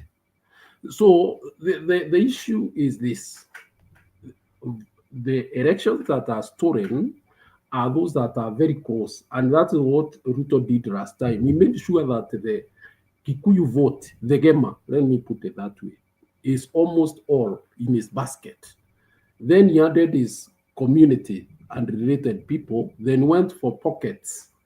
And even you saw the map. The map is that Baba had won in most of the other areas, only that the votes were in percentages. He had won almost everywhere, except Central and Rift Valley. And every Kenyan knows that. Hata msimamo wako hapa anajua Baba ndiye alishinda Coast. It was blue. The only areas that were yellow ilikuwa Rift Valley na Mount Kenya. Now the mathematics is this, and that's why you can see there is a lot of restlessness in government. The game of vote is 33% voting bank. That is not in dispute. You have seen even the current blogger for the government, Mutahi Gunyi, saying that their plan, the way he is putting it, is that they mobilize the other 70% against the 30%. But he's delusional, because he's counting even the Kamba community on his side, which form another 8% of the 40 bank. So you are talking of a block that already has about 40% of the Kenyan vote bank. If it remains solid, you can imagine where that elections will be heading in 2027. Wizi inafanyika pahali ambapo mnapigana very closely, because the only way is now for Ruto to go to and mobilize the Ruya and the Ruo to be solidly behind him and make sure they vote 90% for him to win the Kenyan elections. Hii ingine ni siasa tu ambayo nini, and that's why you can see he's speaking Mutahi Kagwe, thinking that he is going to bring the Nyeri vote. He's speaking Ri Kenyajui, thinking he is going to convince the Kikuyu who are dominating in Nakuru.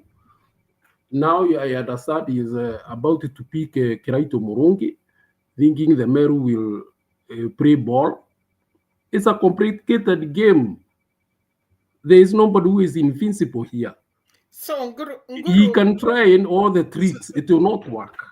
Nguru, now you want to tell us, Nguru, you want to tell us kura ya Central na ya Wakamba ndio itaunda serikali, kwa sababu unasema the 8% from the Kamba community kuongeza na kura ya Kema, hata kura zingine sote za Wakenya asifiki kufanya kitu. So this time round, as we prepare for, no, 1 minute, as we prepare for 2027, without kura za Mlima 40%, kuongeza na 8% hiyo ya Wakamba, now the only two communities can make the president. I don't think so. But that is what happened last time. What happened? What? the Gema and the Kalejins are the ones who made the government. No, but the Kalenjin are not there now. In any case, let me put it this way. You remember when hiyo ya kuusiwa hiyo ya kuusiwa wa Kenya ya kwamba hiyo ya kuusia wa Kenya kusema ati the numbers hiyo imeisha number. Hiyo story tumewacha wa Kenya Hebu tufanye hivi mami, ngoja in 2008 the two of you remember that Kalonzo got 800,000 votes from his community basically, and you would have twisted the elections either way if he joined either of the two candidates. That's what it is. We wish you well. Okay, order, mami. Thank you, Mr. Guru. Thank you. And I also want us to understand it's too early in the day. It's too early in the day. We don't have candidates yet. The people who have said they will vie are still prospecting. So we don't have the ideal situation to run into conclusion that this particular bloc is going to vote this particular way for this particular reason. We are only trying to look at the situation in the view of our history and what goes wrong with our elections and what are the measures can we put to see to it that we don't fall back where we have fallen before. To me, I would want a free, fair, credible, verifiable election at least once in my lifetime in my country. How are we able to achieve that? Can we achieve that by these coming elections? Do we have what it takes to get that done? If we are playing the usual card, like what Guru is saying, we have 40% this way, we add 8%, then we look for some 5% somewhere, we'll be at 50 plus 1. Is that the way to go? And will that deliver for us the victory we are looking for in terms of getting a competent president for this country? Let's listen to Kip first, then we can ventilate on that later. Kuna swali la nani pia, ngoja mami. No, 1 minute. Kip, ukuja useme kura ya Wakalenjin ngapi? I think we are 300,000. We are not even 200. Somebody is asking. Kura ya Wakale ngapi? So tuko tu mutepe hapo. Don't worry. In terms of percentages, we want to know, since Guru has brought the 33%, the Kamba is 8%, Luyas tuko ngapi? If you have those statistics, please. And then kuna swali la the Somali community, which will revisit. Keep. Yeah, we are the fourth largest tribe, Mama Sadina.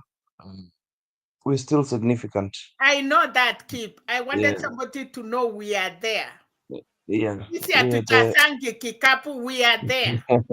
No, actually, we are third. Sorry, apologies. Third largest tribe in Kenya. We're combining all 10 sub-tribes. Nandis, Kisi. We are many. Anyway, habari zenu wote, Mama Selina, Guru, Bernard, Happy New Year. Today, hii weekend has been the best weekend for me. Nimefurahi sana, hata nashindwa wewe, watu wa baba, you're not reading between the lines. Nilifikiria mta celebrate. I don't understand you people. Muzaa alituma jukumu kwa Sifuna. I was very happy when I heard that news.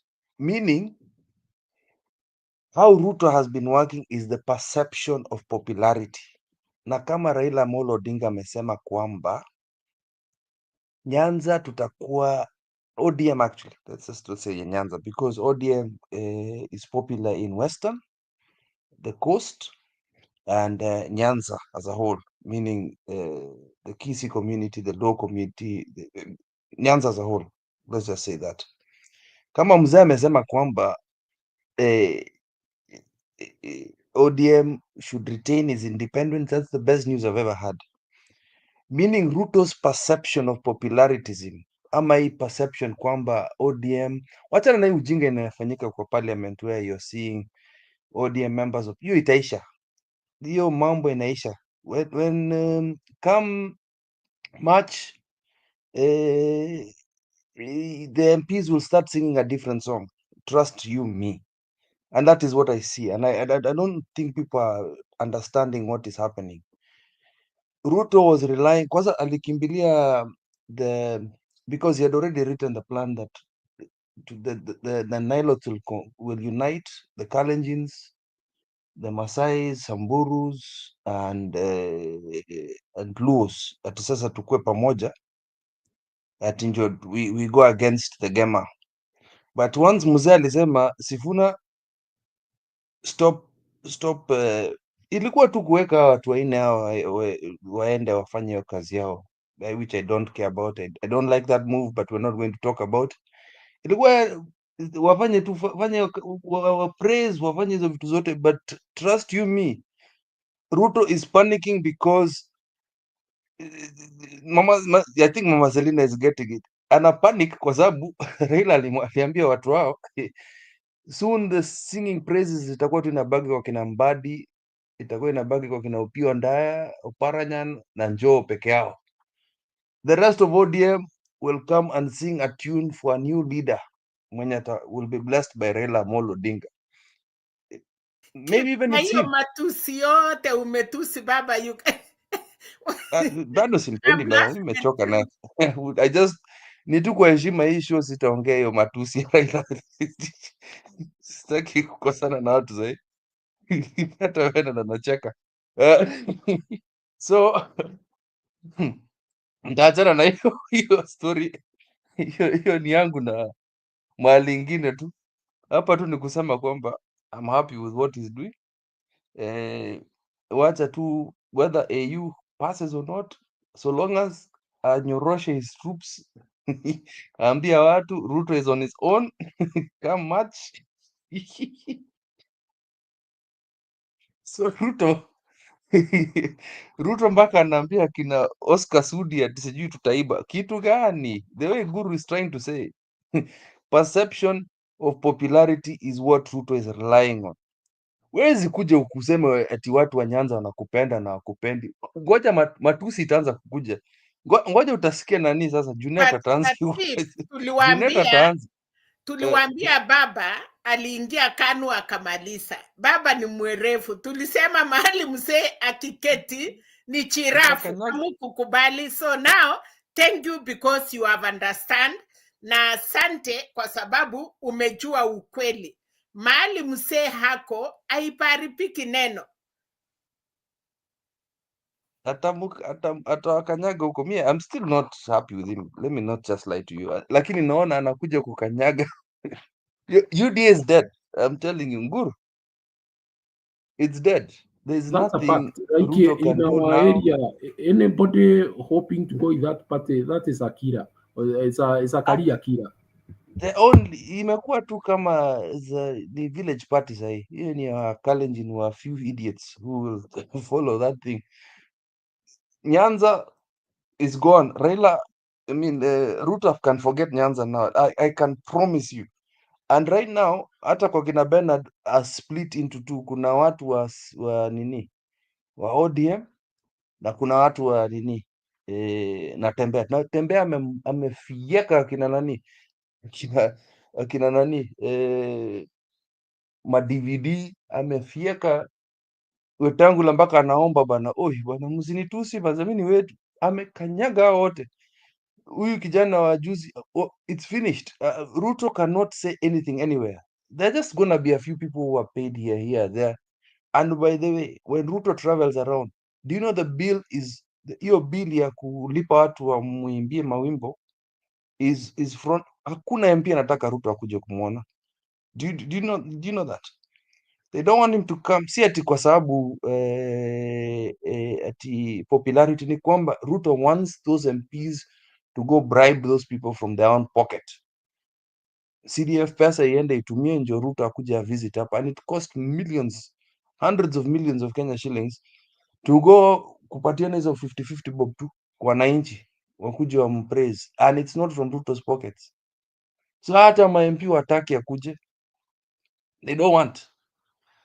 Sasa This man, hata the West wataki kujua. Sasa some of us, we have been sending letters to the Netherlands. Sasa juzi tumetuma hata mpaka barua huko nini, tumetuma barua mpaka huko nini Abu Dhabi. Unajua Abu Dhabi, the Emirate was supposed to come here. Emirate akasema Kenya is too hot. Mjamaa akapanda ndege akakimbia huko sasa. Now that's where he's going to run. I don't know what he's going to run to go and sign, but I'm telling you, Ruto's career is over. Me, I don't know what he's going to do. Hii kitu ya kifua is not going to work. So Bernard, it's not too early. Vitu zinachemka bana. Hata sioni huyu mtu akimaliza this year. It's not too early. The perception of popularity for Ruto, there's nothing he can recover. If Raila is about to kumkanyaga, Raila atamchapa kofi mbaya sana. Me, I'm just going to laugh you. Oh, Raila wewe ni mbaya bana. Oh, Raila, oh my God. Mzee amemcheza karata. You guys are not seeing it bana. Mzee amekanyaga huyo mtu bana. UD is dead in there is nothing. Nocha alikuwa amefurahi. Oh, we are together with ODM. Kaka Junet hapa na uongozi wake kidogo kidogo hapa. Junet anaimbaimba. A few of these ODM wanaimbaimba. Kumbe kuna kuanga wa serious hapa huko nyuma kina Sifuna, kina Gladys. Hawa ndio watakuja kufieka vitu sahi. I can't wait. I can't wait. Oh my God. It's going to be fun.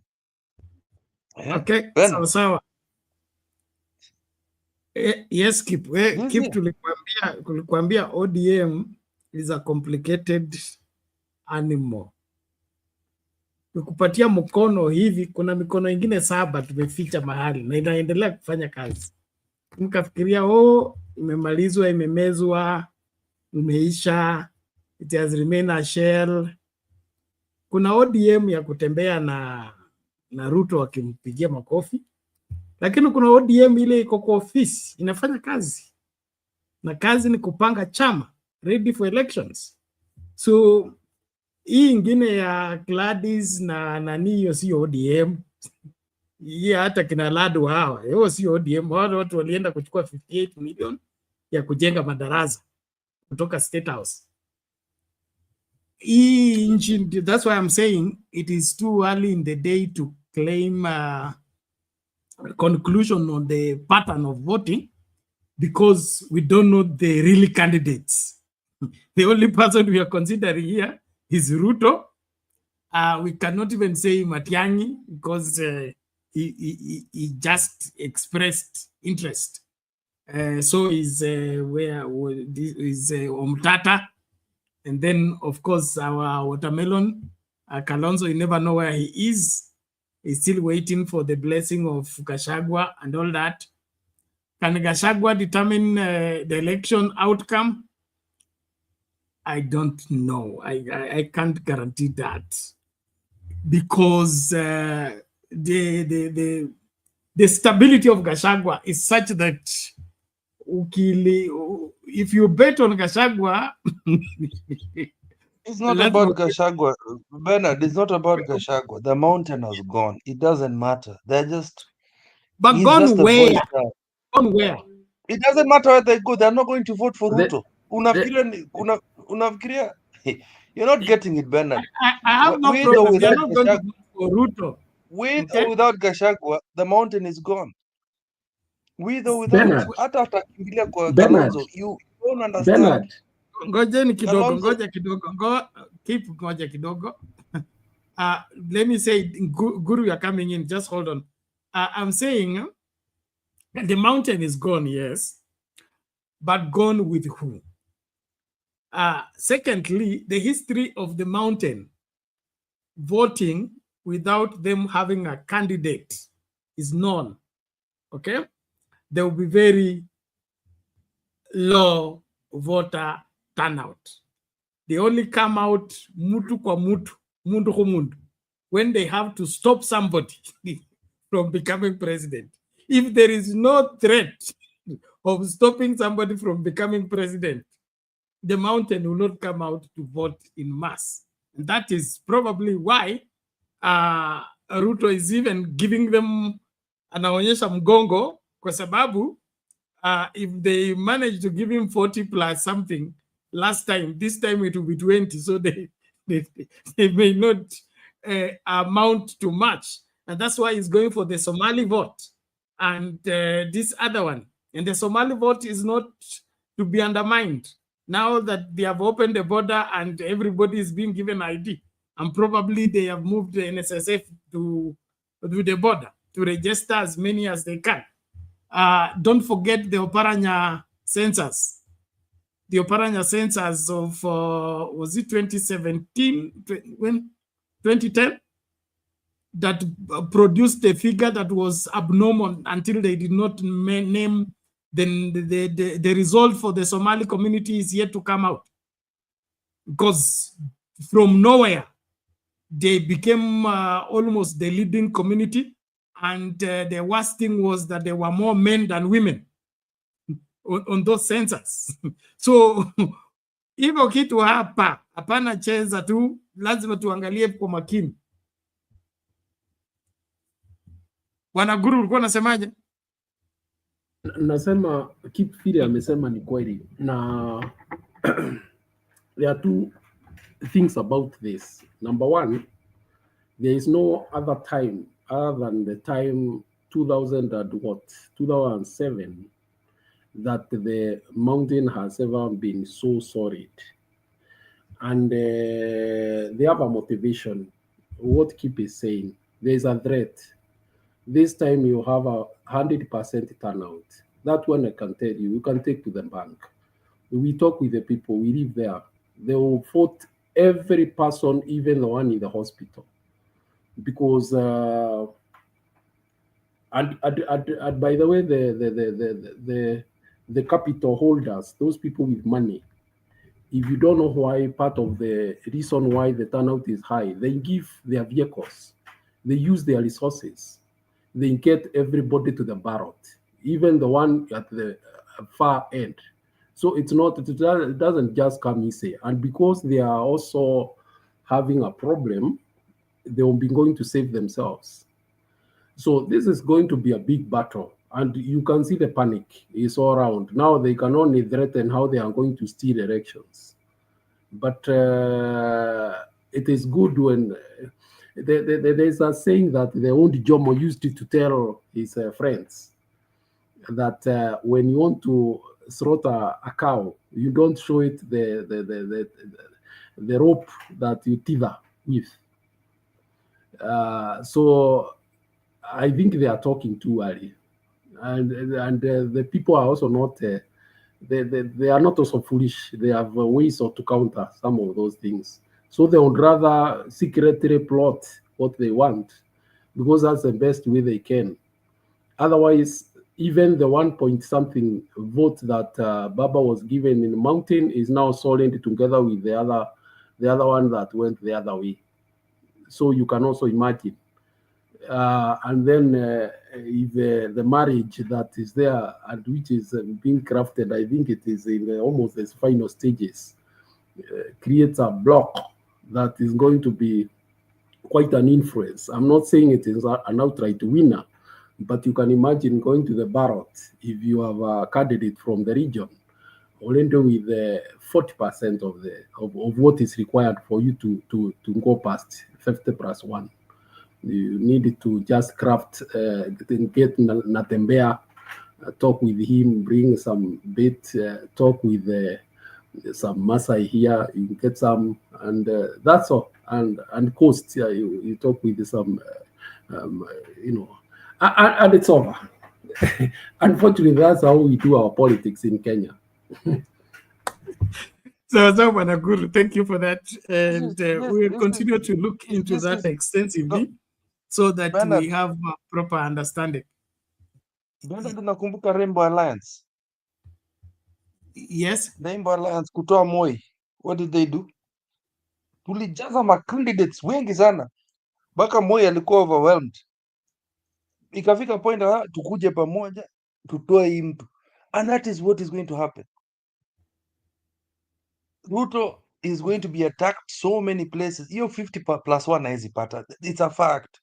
50, hata ukieka Somali the way you're saying. You can't. It's impossible.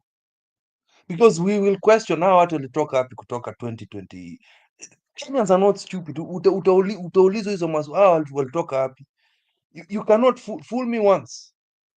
Shame on me. And this is united Kenyans.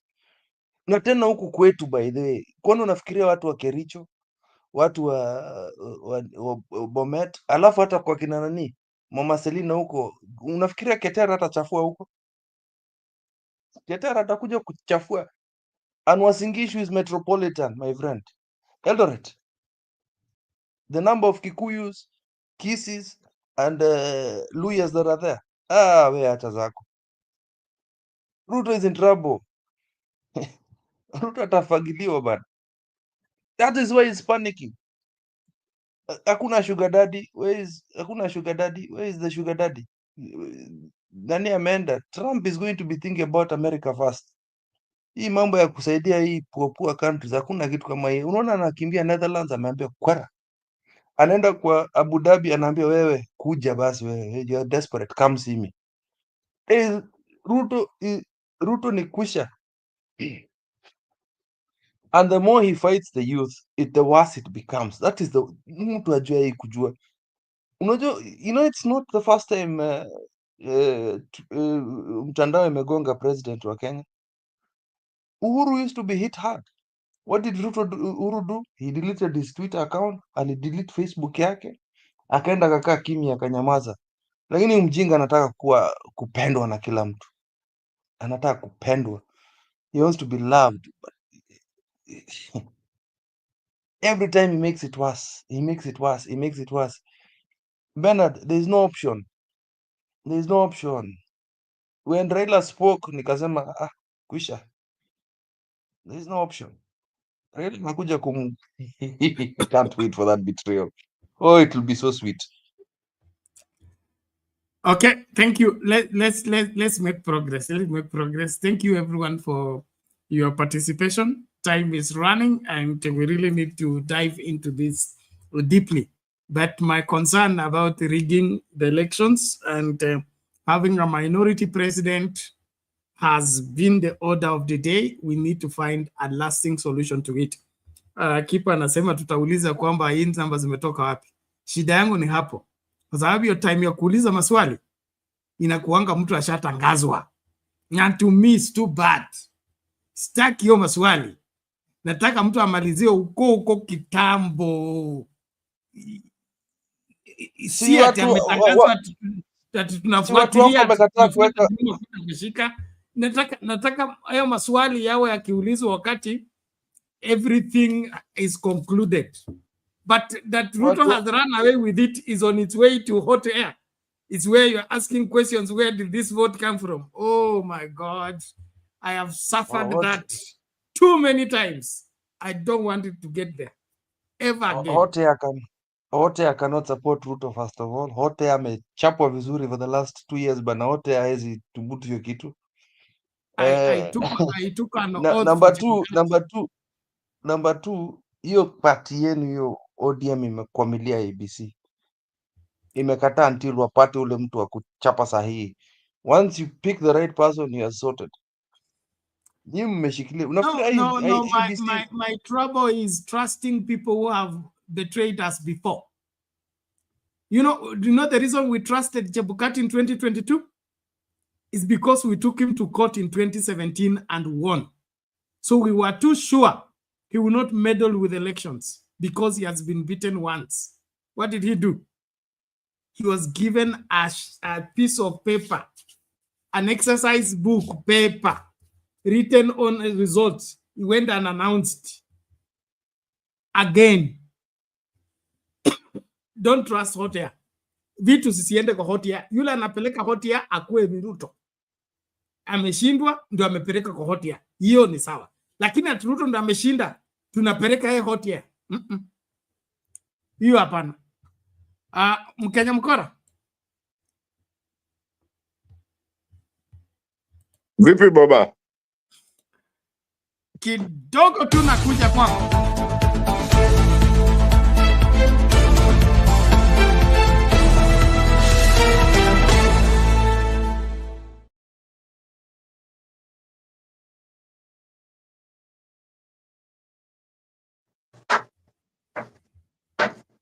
Karibu, uko na ufunuo?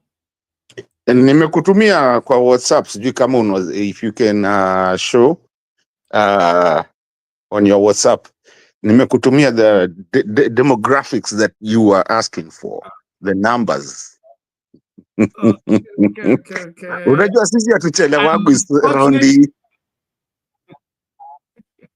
Unfortunately, they are not image.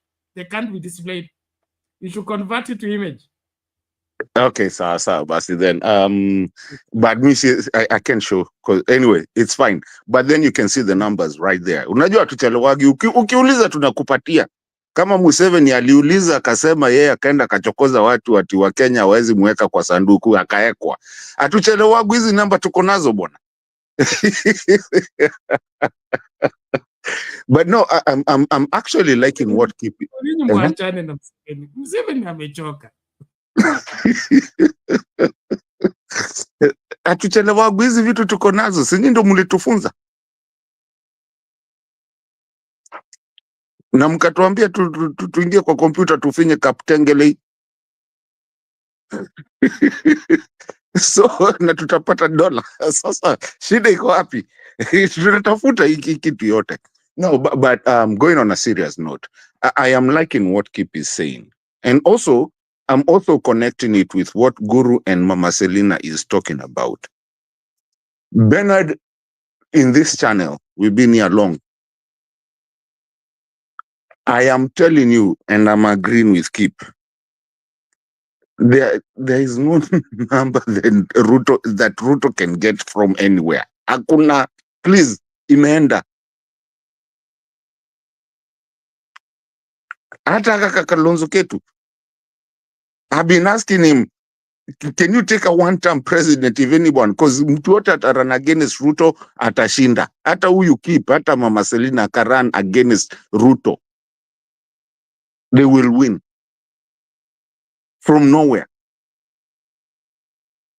The thing is that, Bernard, where Kenyans are and the politicians, you have to put a divide. The politicians are running their own way.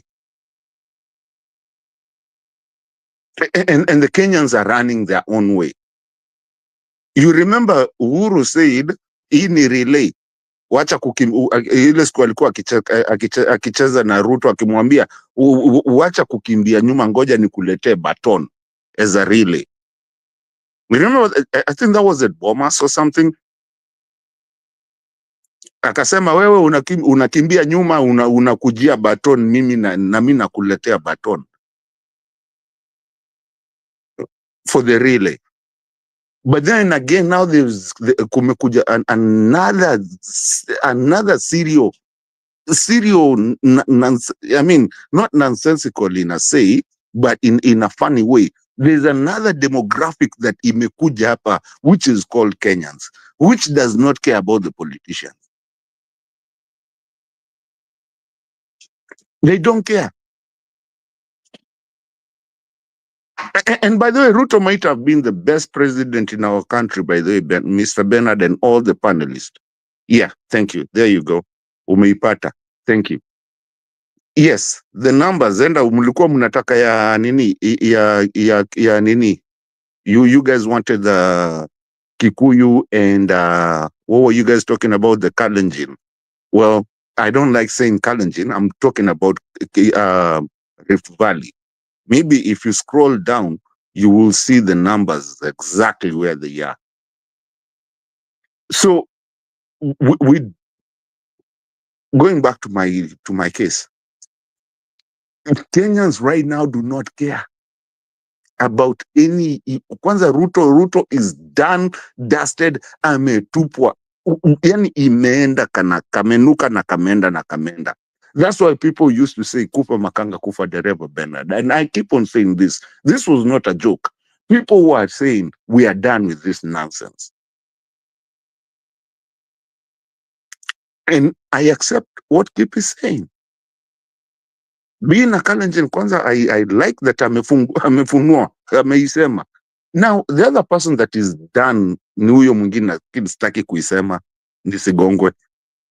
Huyo naye pia yeye yes, he might be very smart in what he does, but it's going to be an uphill to come back into the market.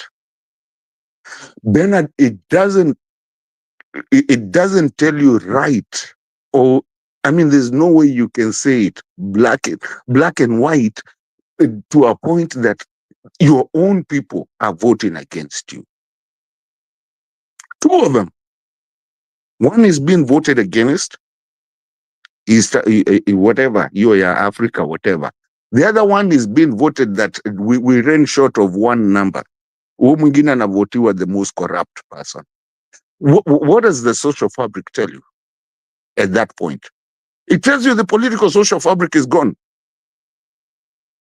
The only thing to watu wamebaki ni kupigana na Tanzania, kupigana na sijui mtu akiongea vibaya kuhusu Kenya. Hiyo ndio wamebaki nao. Now you find like, the Kasongo memes and everything. What does that tell you? It tells you that the citizenry really is not with you. Unaenda Ghana, people cannot even allow you to speak. I mean, you are not even recognized. We have to look at the bigger part of it. And Kenyans have gotten to a place, they just don't care. They want good governorship. Nukileta ujinga, pia tutakugonga tu kiujinga.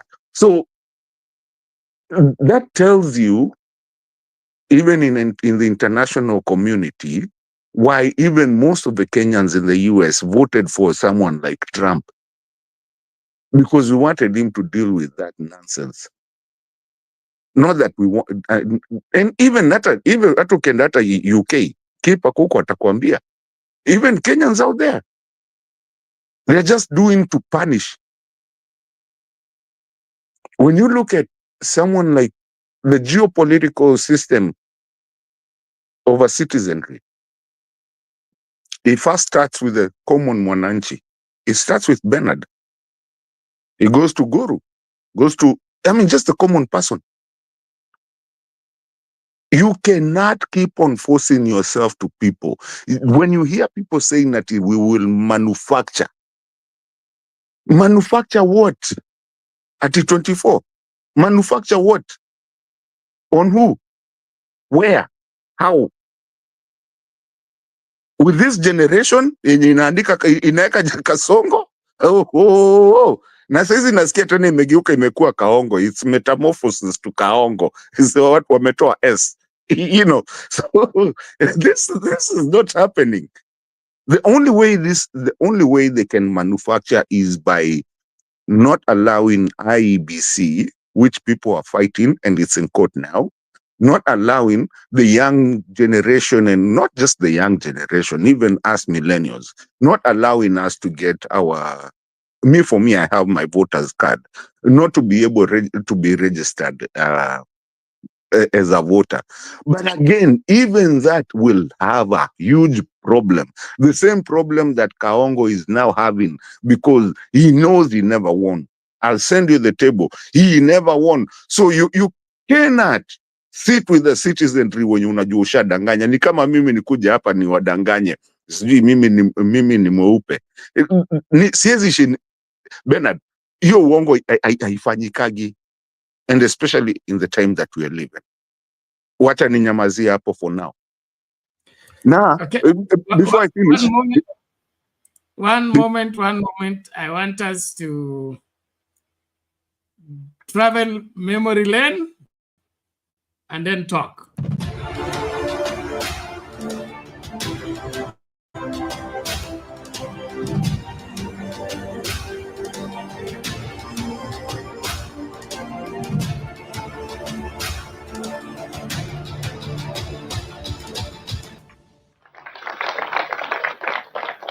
Nitaihifadhi, nitailinda na kuitetea katiba ya Kenya kwa mujibu wa sheria iliyowekwa. Ewe Mwenyezi Mungu unisaidie. Against a dense atmosphere of wrongdoing, Mwai Kibaki hurriedly saw himself president at an event that competed with a fast-setting nightfall. Events followed in quick succession. You and I know what has happened in the last the election where ODM had won. We did not hear anybody complaining. If you doubt us, you know where to go. A chaotic tallying, muddled figures, an oath, and then eruption of violence. It was quite clear that there was interference by the state. Former Cabinet Minister Franklin Bate was with Raila Odinga during the tallying and after the announcement of the results. Yeah, that Kivuitu man, the one who was saying the results are being cooked somewhere. And he made a very good statement that the results are being cooked somewhere. It was so bad to come out of him, but he made it. So he knew it was being cooked. We stood there, Kidogo. We didn't have space on the other side. So some of us were standing behind the electoral body.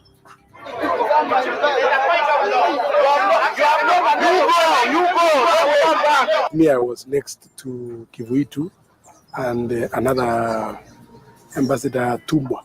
I was sitting next to, I was standing behind the two. I was whispering to Chuck Tumwa, you are a fine man. Give us fine results. Even if the fine results are us losing, so long as they are fine. And we knew what was going on. They were determined. They knew they've lost. They knew they will use the exercise of the police and they will shut us down. Then all of a sudden, 2 columns of GSU started coming from my right and then doing a funnel. And then the electoral body officials, members, commissioners, were beckoned to stand up. And then they were told to walk. Then they walked through the 2 lines. 1 line on this side, another line on this side. They walked through. And they were escorted as such up to the upper room. After that was done, we were told to vacate KICC.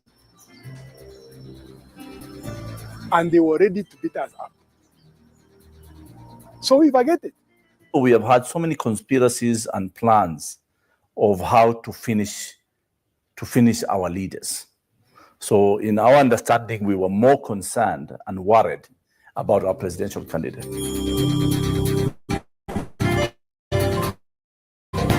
Lights were switched off at the KICC, and what followed was the shutdown of independent broadcasters. The chairman of the then Electoral Commission, ECK, the late Samuel Kivuitu, was escorted by state police to State House, where then Chief Justice Evans Gisheru had already been summoned to conduct the sunset rituals.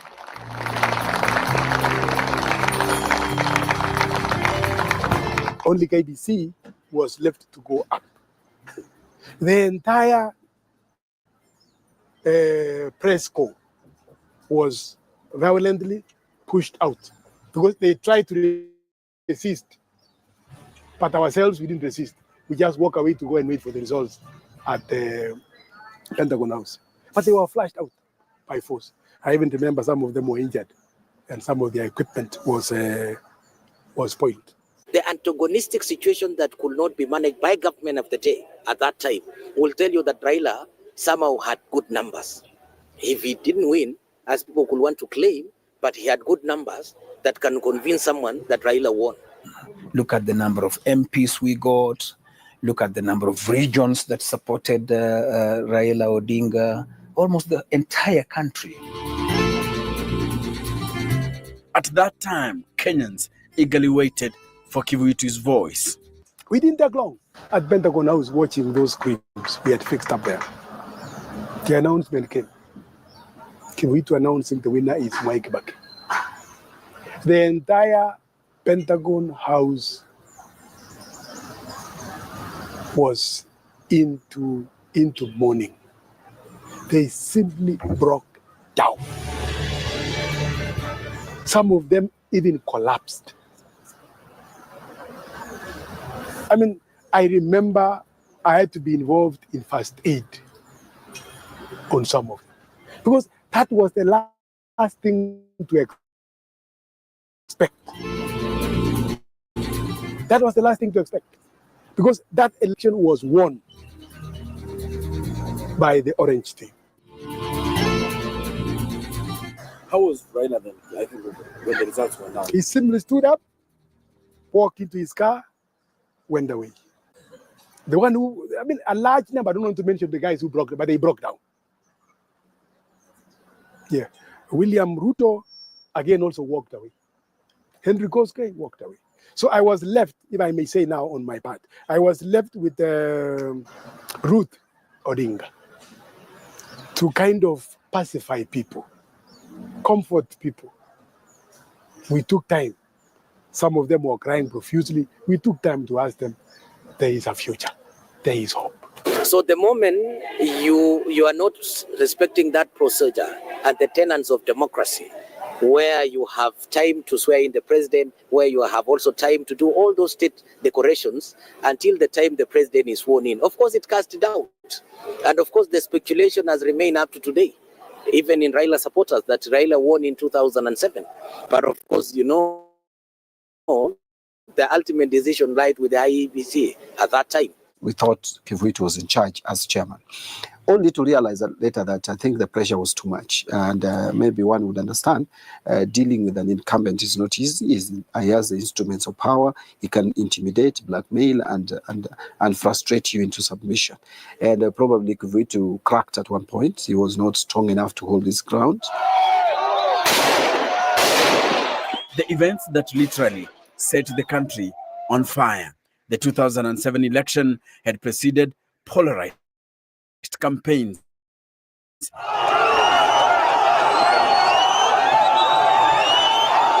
That projected President Mwai Kibaki headed for a big loss after losing large parts of the country that had propelled him to the House on the Hill 5 years earlier.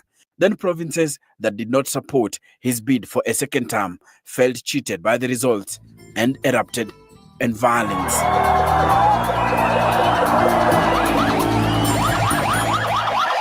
Disagreements between Odinga and Mwai Kibaki started immediately. The former Odaya MP was elected Kenya's third president, and the NARC government formed in 2003.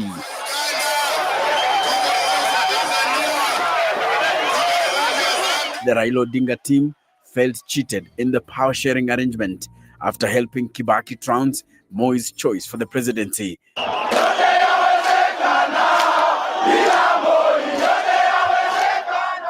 The MOU was very clear, and I was in that night discussion where who will become the prime minister. And there was a fight between Saitoti and Raila Odinga. Yes.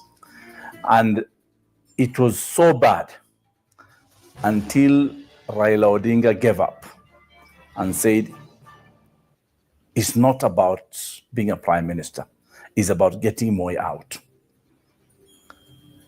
And because that was the rallying call, everybody submitted to Raila Odinga being the nominee of LDP to be the prime minister. That secret deal was there. Now, the mistake we did as politicians and leaders for this country is the politics of deceit. We cheat each other.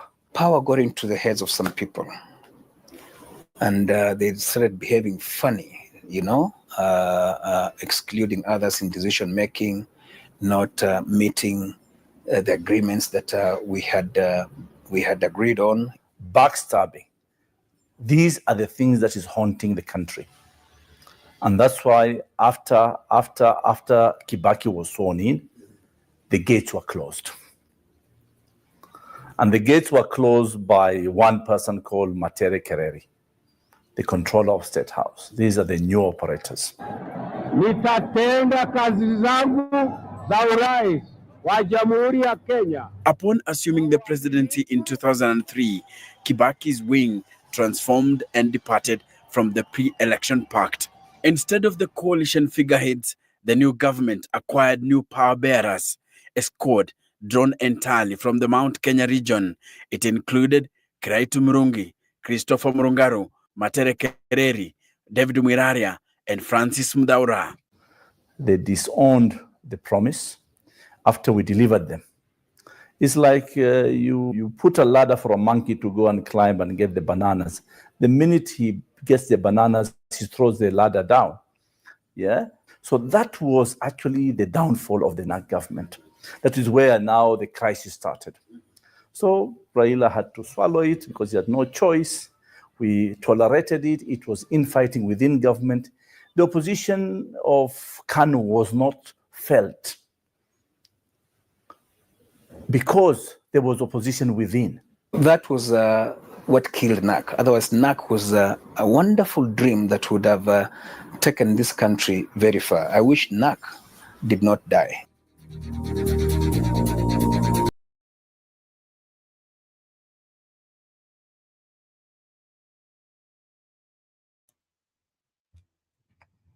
Ladies and gentlemen, I wanted us to relive that for us to come to terms with what we are dealing with. Because it's very good, it's very easy to theorize about situations. But the crisis we have had with elections in this country must teach us enough lessons to understand that their people cannot go to, who will go to any length to make their lie true. And they don't care what becomes of the country, what becomes of the constitution, what becomes of Kenyans. Now, these are not celestial people. These people have not dropped from heaven. These people are still here with us, and they're the ones we are dealing with. So I want us, as much as we bank on the technology and bank on the new breed of young people with their sharp brains and sharp understanding of things,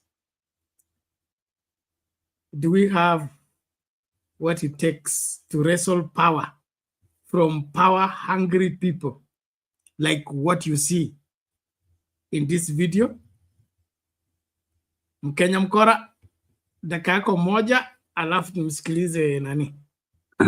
Thank you, Mr. Bernard. And it's so glad that you brought that.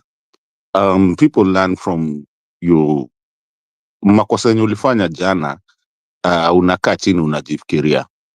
Now, a country like the country that we do have, we've gotten to a place where we think as a country. And I sometimes I get chills when I hear people saying that Gen Z. It's not about Gen Z. It's just the whole people, how the way they've thought now. And I'm so glad that you played that video, because at that time, that's the time that Kibaki saw himself in some unceremoniously thing in State House usiku. I mean, it's nonsensical. Normally, we know that we go to Kasarani or Moi, I don't know, wherever stadium we're going to go and celebrate our president. But what was happening there? That was the state machinery trying to push. However they did it, I have no idea, but I was there. I know it. Nilishtuka sana. Nilikuwa nimetumwa kwenda kununua mkate. Nikirudi hivi nikapata, ala, mtu anaapishwa. But Bernard, I want to say this, and I want to say it over here in this international TV. Bernard, that cannot work with the new people that we have, and not even just the Gen Zs. I'm talking about with what once bitten, twice shy. It will not happen. Even this Ruto thing, Bernard, we've gone to the numbers. I just send you some numbers. I'm telling you, we know. He got 3.1 million. We were here, me and you. So it's not going to happen this time. Bernard, whoever tries to do that, kudanganya wa Kenya, tena, But it will be a problem. Don't forget, they Yes, have sir. become experts. They beat us 2013. They beat us 2017 twice. They beat us 2022. We vowed that can never happen. It did happen. That's why I don't want anyone here to underestimate the venom, the determination, and the craftiness that is in these people. That underestimating them is what gives them an upper hand. Don't forget, we still have got ghost voting polling stations in the ghost secondary schools spread across the country. Look, we are not just talking about IBC. We have these ghost voting stations, polling stations that have people who resurrect and go and vote on that day only and then die thereafter. How are we able to clean this system that it will give us what we put in? Because it is not what we put in that comes out. And that has pained Kenyans, not once, not twice. 2007, 2013, 2017, 2017 again, and then 2022. Okay, Bernard, before you pass it to the next speaker, I just wanted to finish up by saying that also we are tired of nusu mkate, handshakes and nini. If you win, you win. If you don't win, you go. Please, hiyo kitu hatutaki tena. By the way, talk about the handshakes na nini at leveling the battlefield by tushikane mkono tukubaliane. We don't want kila mtu apate serikali yake atembee kama yeye na ashikwe kivyake, whatever is happening. That's another thing that I wanted to throw out there. But Bernard, yeah, I'm gonna sit back and relax and listen to you guys. Kama kuna swali, mimi nimemalizia hapo for now. Okay, let's rest there. Thank you. Please, let's. I can see Mr. Guru's hand. Tupatie Lala kwanza. Just a minute, I go.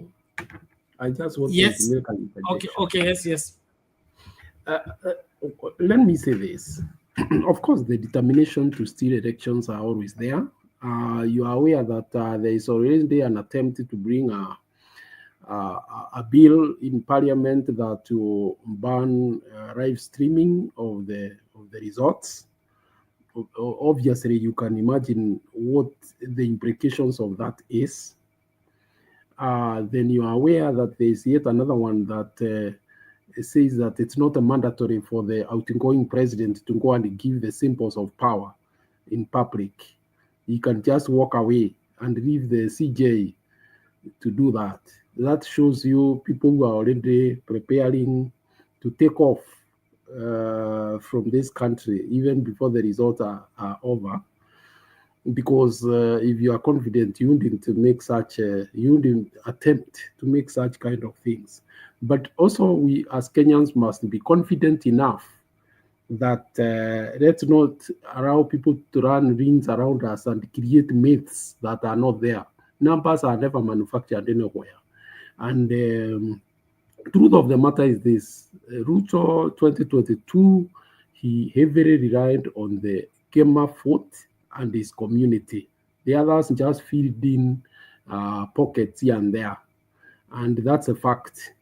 And that's why he spent almost 80% of his time campaigning in Mount Kenya, and he was campaigning for a national seat. So you can see the kind of skewed, politics we have in Kenya. Unfortunately, even the 50+1 requirement does not seem to have cured the deep-seated tribal, feelings and sentiments when we go to the elections. I don't know, maybe there will be other changes in the future, but that seemed to have failed to cure the tribal sentiment in and incarnation in politics as when we go to vote. To just finish off with what Kipan said, it's unfortunate that we could also make another mistake, because the way it is now, the anger that is simmering in Mount Kenya, we would only pray that if they are to make a decision, they make a right decision, because like you heard, some they don't go to vote, they go to punish. And I can tell you they will be out in huge numbers to punish. Unfortunately, and we hope that the vote will be used in the right way. Thank you. Thank you, Mr. Guru. We appreciate that. Ladies and gentlemen, as we continue with the conversation, we are running out of time. So I would want us to begin to wind up, but we still have got some minutes. So nataka to focus. And this is a subject we will not drop. I want us to exhaust it. So We'll be continuing it in the next show until we exhaust it. Want to go to the nitty-gritty of everything, including the servers. Where are the servers? Why are the servers secretive? And things like that, so that Kenyans are in the know-how. We don't want to be hit again with just another surprise that the server is in France and France is asleep and the server cannot wake up without them. Now, things like those, we want to get to know what is a server, where is the server situated, and why is it a secret and not an open book for everybody to read. As we begin to wind up, I also want to encourage us, please let's support the channel. Tumelegea sana na mambo yanaharibika. Naomba tafadhali tusisahau majukumu yetu ya kuhakikisha kwamba we are running the channel and our bills are being paid. Like in 2 days' times, we need to pay for StreamYard to keep running it as usual. And then, of course, let's just take responsibility. If you have not joined as a member of Sound Candy Talk Live, please join. It is part of your support for the channel as well. So as we begin to wind up, nataka kuona hizo M-Pesa zenu zikiingia kwa sababu ni muhimu na zinahitajika. Reverend Lala, take it please. Asante Bernard na ndugu Guru, Kenya, Mama National Unity, Kenya Mkora na wengine wetu uko nyuma. I just want to comment briefly on the subject of election. And I think I don't want to be misunderstood, but the history of stolen election in Kenya is worrying because it beats all the logic. Even when Nduguguru, suggests that it was Mount Kenya, the way they voted, as if the numbers were there. I don't think they were there, because if they were there, Ruto had all the powers to open up those, whatever, to prove this is how I won. He didn't. Kibaki did the same thing, didn't want people to know he got sworn in. Okay, so we can see the deception that has been going on over these years. Kenya Mkora, when we put our trust in this system to give us credible answers, and we are saying GNCs are here, are going to do it, I'm not very comfortable, because at the present, we see things happening in the country that GNC and others can't stop. We see stealing, we see corruption, we see abduction, we see all these things. And all these things are what election like ours feed on, because it just shows the corruption, the pattern, and tribalism is used conveniently. Or Mount Kenya voted for him, therefore he won. And nobody wants to know how did they do that, okay? And we can say it took a lot of time in Mount Kenya. That, to me, I think it's all part of the pattern they show how they're going to do it. As nobody can convince me that there was any fairness at all, based on what we know in all these elections. Yes, I know a lot of people in Mount Kenya voted for him, but the number to give him the win, based on what we know, was not there. And nobody can convince me the number was there. So even though people sometimes are angry at the Mount Kenya, for me, my anger is simply that they fail to stand up for the nation when they needed them the most, the first mandamano. They should have said, no, this is not what we did. That to me is my challenge to the mountain. And my hope is that from now onward, Mr. Lala, with all due respect, can I just interject a little bit? I want Bernard, the table that I send you. Can you give us the number of Mount Kenya from that table? If you have a calculator next to you, please. I don't have Maliniko. Lakini if you have, you can look at the Mount Kenya and Rift Valley. Let's hold on, because that's a population number, so it does not necessarily translate into numbers of votes. It's population. No, it's registered voters. Registered voters.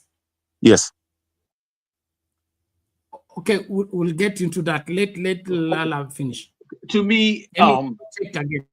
Based on what I know, and that is, for example, in Nyanza, let's say in Homa Bay, Raila got less than Wanga. And then you tell me that is possible? It is impossible. So there was a lot of manipulation of what those votes are. So for us to go by this tribal narrative, I think we are just falling into the same trap again. Let us look at the figures, scrutinize what really went on, and in every part. Let's not allow the Kamagos and others, and we don't want people to know about it. And then here we are justifying that people voted that way, not simply because we were told so. So I think if James is going to help us, it's for us to know exactly what and how and when those facts came to be and how we voted. There's no reason why I can't know how you and me voted now over the years. I vote in the US. You can go and find out. Any researcher can go and find out and find out how I voted. You can count to one vote. And we have money in the bank, and we have, in the Safaricom and our bank system, M-Pesa and the rest. They have the figures that they use. Why can't we get those figures as Kenyans? So, and I'm saying this because it is very expensive to run an election. I have been involved in elections. It is extremely expensive all your life.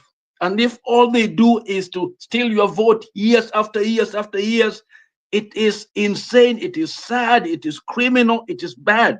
We got to clean it up so that we can have a nation that has credible election. And actually our development, our progress is tied to our honesty. It's tied to seeing ourselves as a nation, as one, rather than ethnic balkanization that only creates a good stage for corruption. So I watched that video. Thank you, Bernard, and reliving that past when we know it happened. And then now we are trying to justify that past, that those did well. So next, after Ruto is gone, we'll look back and say Ruto was better, okay? Because that's what we seem to do. The past is better. So then next election, now we'll say Ruto is a little better than this guy. No, we got to look at the whole thing. We can't justify one part and then demonize one part. That's what I say. Thank you, guys.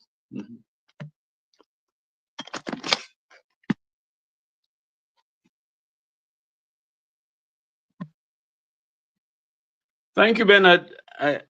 Thank you, Lala. Thank you.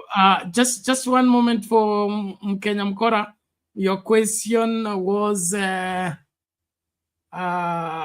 this one is where? No, we don't have a jumla.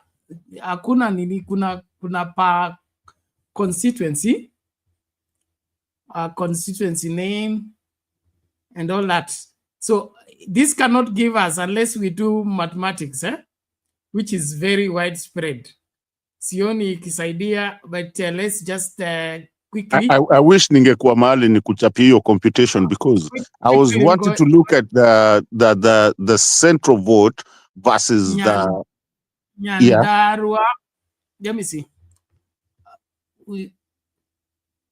It will be easier if it were county, but these are constituencies.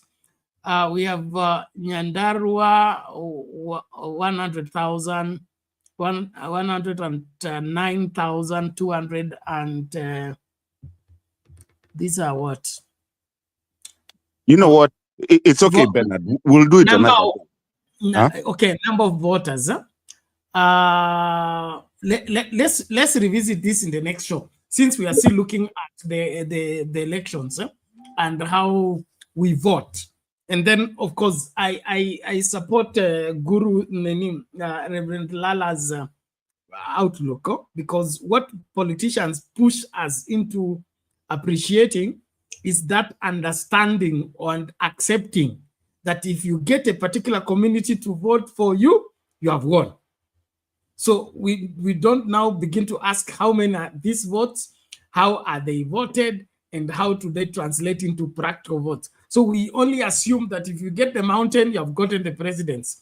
Or if you get Rift Valley, you have gotten the presidents. And that now in itself, it makes the fight for justice in elections becomes self-defeating, because you will begin to question yourself. If Mount Kenya, the ones who have tyrant of numbers and they voted for him, probably he won. Probably he won. And the moment you suspect yourself, you can't now stick your neck up to fight. And so we need to zero down and look at practically. In fact, I would charge Mato, get us the current portal, whatever number of registered voters, the current one from IEBC. So starting tomorrow, we'll look at each and every county, each and every section. How many registered voters are there? How many people voted in the last election? How do we project how they will vote in the next election, so that we will not be caught unawares in any way in terms of having proper understanding of these things? Because our Mr. Bernard, the first thing when I get home is gonna be that, to bring the numbers and give you a better, more of a breakdown of the table that I send you. I know to my constituencies, but we have to talk about that. We don't get another Tarakanidi thing where things are cooked and then we are told that Mount Kenya, like somebody can win by having Mount Kenya. Suffice to say, Mount Kenya doesn't vote all of them. Like at the last election, they did not vote all of them. And we know the numbers. We have the numbers, and I will send them to you, because hawaku vote wote kupigia ati sijui Ruto. I mean, that thing is like 50%. Thank you, Bernard, for saying that, because we have to even look at Luo Nyanza. We have to look how many the year. We have to look at Ukambani.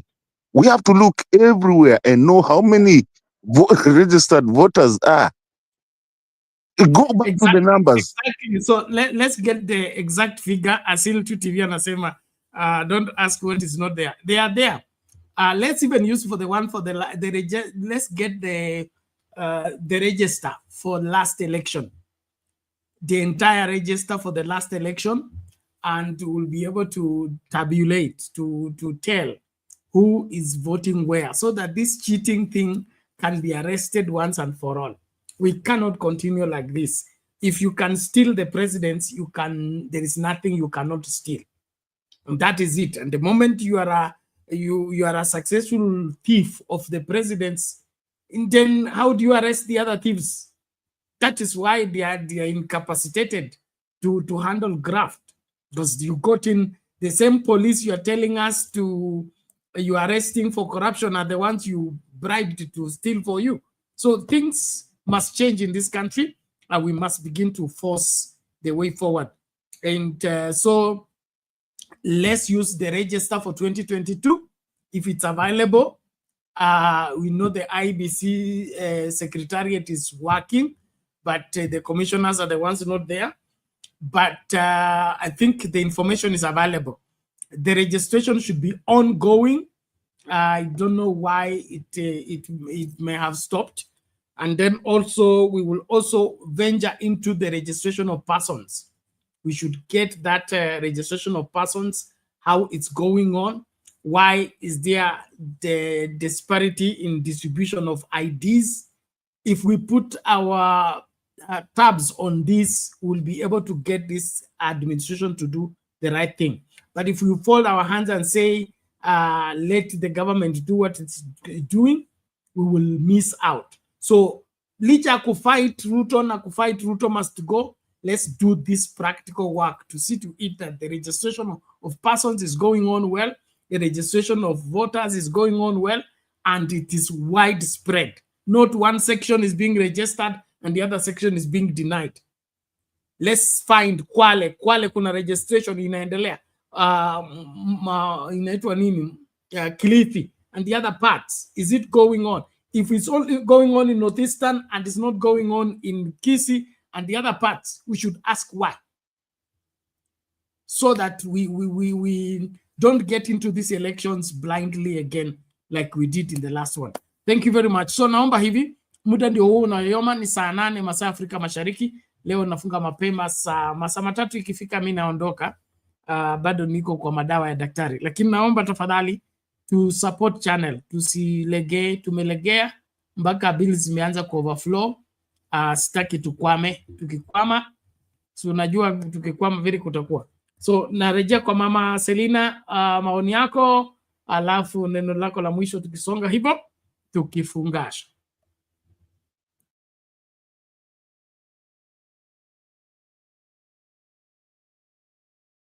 Bernard, mambo ni kweli kweli. Sasa naona manduku yangu wameongea, tumeongea.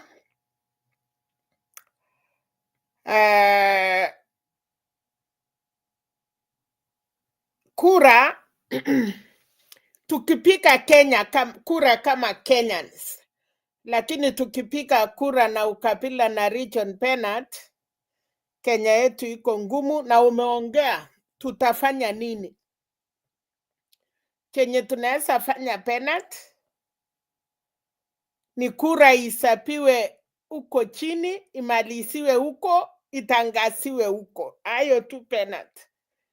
Na tukue IPC in the right time. Hata wamechelewa kwa sababu wanatakikana kuwa kwa ofisi before 2 years. Yayo tu, Bernard. So, thank you, Mami. And you are right. That is what the law says. The elections are conducted in constituencies. The results that are announced at the constituency are final. History ya Chebukati na Foolscap ni ya kwake. Haiko na sheria. That's why inapaswa kukataliwa kabisa kabisa. Ikisha tangazwa kwa constituency, kwa hiyo inaitwa nini, polling area, that is the final result. It should not be altered. So history ya kuletanga boma set tuweke hesabu pamoja is where the rigging takes place. That is why Chebukati mpaka sai ajachapisha results za constituency, because the results za constituency ni tofauti na za county. Hapa kwa kuweka pamoja, hapa kwa county ndio wanaingizanga zile ghost polling stations ambazo hazikukuwa kwa polling station, hazikukuwa announced na presiding officer, zinaingizwa tu hapo katikati ndio kwa balance figures, and there is no law covering county tallying. There's only constituency. After constituency, things should remain as they should, as in the presidential results. Well, Mukora, tukimalizia tafadhali. Bernard, you're spot on. Spot on. Umeguza pale kabisa.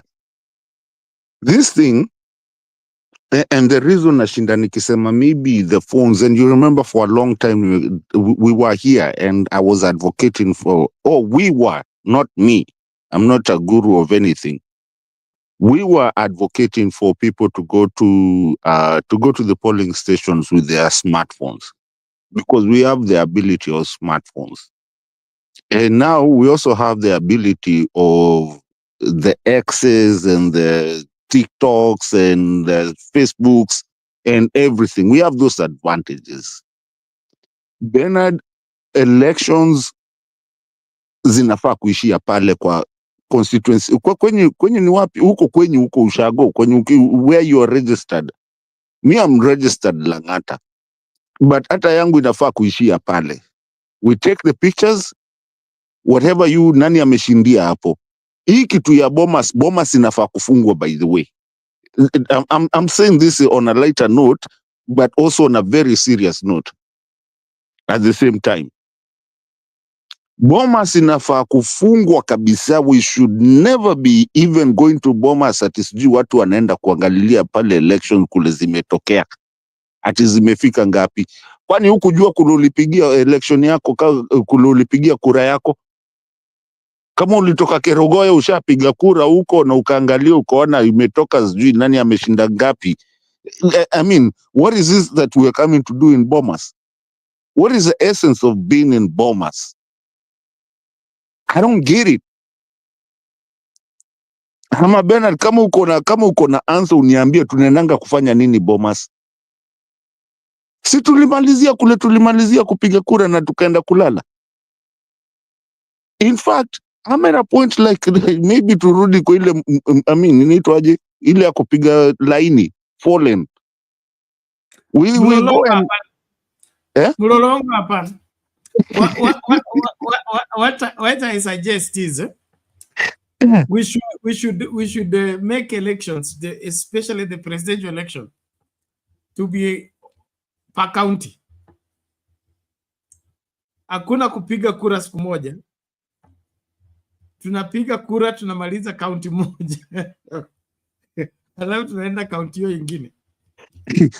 Wewe yako lakini sasa si itachukua mwaka mzima. So nataka tuende Kisii tupige alafu we combine them the way tunafanyanga mpira. Okay? Tunasema county zote za Nyanza mna vote this Monday. Okay? Tuesday za Western. Namna hiyo. Ili kusikue na pre-arranged outcome. Ikifika mahali pa kujumulisha watu wanapigwa na budua.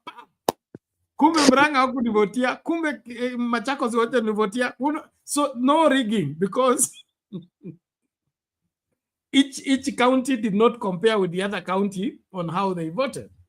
But I agree with you, by the way. I agree with you. That's a good way of looking at it, and I think we can do that. But also the biggest thing is that Bernard, I think everybody that is listening to us, Bernard, I think it has come to a point in our country that please let us vote, and also let us follow the Constitution. Bernard, I'm a constitutionalist. Let us follow the Constitution. The Constitution is what it says. It does not mince its words at all. Sijui kama ushaingia kwa Constitution uko na mahali imejiuliza mara mbili swali. Let's follow the Constitution. Because we've become a lawless country that to a point that even other countries are laughing at us. You find that even Kina Uganda are laughing at us. And now we've left the young people or the people who are technological savvy to actually now start fighting for the Constitution and showing jurisdiction of what we do. The abductions, why were people released? Because people went out there and started doing what the Constitution tells them to do. As long as you're not breaking the law, you should be fine. The reason you're seeing even these leaders, so-called, by the way, Bernard, me by the way, nitacha kuita watu leaders, because I don't know if we have a leader in our country. Honest to God. Hiyo ni mimi nitaacha kuita watu sijui honorable sijui nini. The wannabe public servants that we do have, They are not doing anything. For them, they think they are mighty and everything. Bernard, I think that's the biggest social political fabric that we have. We have a problem with, because those people we need to make it a very expensive affair to wanna be a leader. What that name of leader, it needs to be very, very expensive, to a point that even mshahara zao zinafaa kuteremka. My take, Bernard. I've been thinking about this thing so much. Yeah. So we'll look in that. We have a whole, we will look in those vectors, because we must make one, corruption must be expensive. Leadership should be not rewarding in the sense that if all I need is to become a member of parliament, I'll become rich. All I need is to become an MCA, I'll become rich. All that riches that go around members of parliament, MCAs, senators must be removed. That's the new Kenya we're envisioning, where we'll have volunteer like us pastors. You volunteer, you yell all week long, believing God. We turn around. There are no guarantees. If we make the member of parliament issue not rewarding in terms of riches and the other things, we'll now get genuine people to get in. But kibaki ya wenye soko, wenye hela, wenye mihela ndio wananunua kuingia, basi watatunyang'anya na watatuibia. That's the way they have stolen the country. They have stolen the resources. They are controlling everything, and they don't want to let go, because that is what they have turned into their cash cow to be. And so there is a lot that we must engage with as Kenyans, but encourage us. Let's not give up on Kenya. Let's not quit on Kenya. We must push until we get what we are looking for. And that is credible leadership that can guarantee the safety and the security of our children and our children's children. Our resources are at risk of being lost completely, all of it because of incompetent leadership. So before you go to that ballot and elect that particular person, you should convince yourself and convince your children that those particular people you are giving their vote to are the safe pair of hands for our country to be, and for our children and our children's children to be. If there is any question mark on those people, giving them your vote is authorizing them to feed on your children, feed on your resources, and molest you eventually. So let's give it a required thought, deep thought, before we make the decision. Once again, I want to appreciate everyone. Thank you so much, Kenya Mkora. Thank you, Mama Selina. Thank you, Guru. Thank you, tumekuwa na msimamo.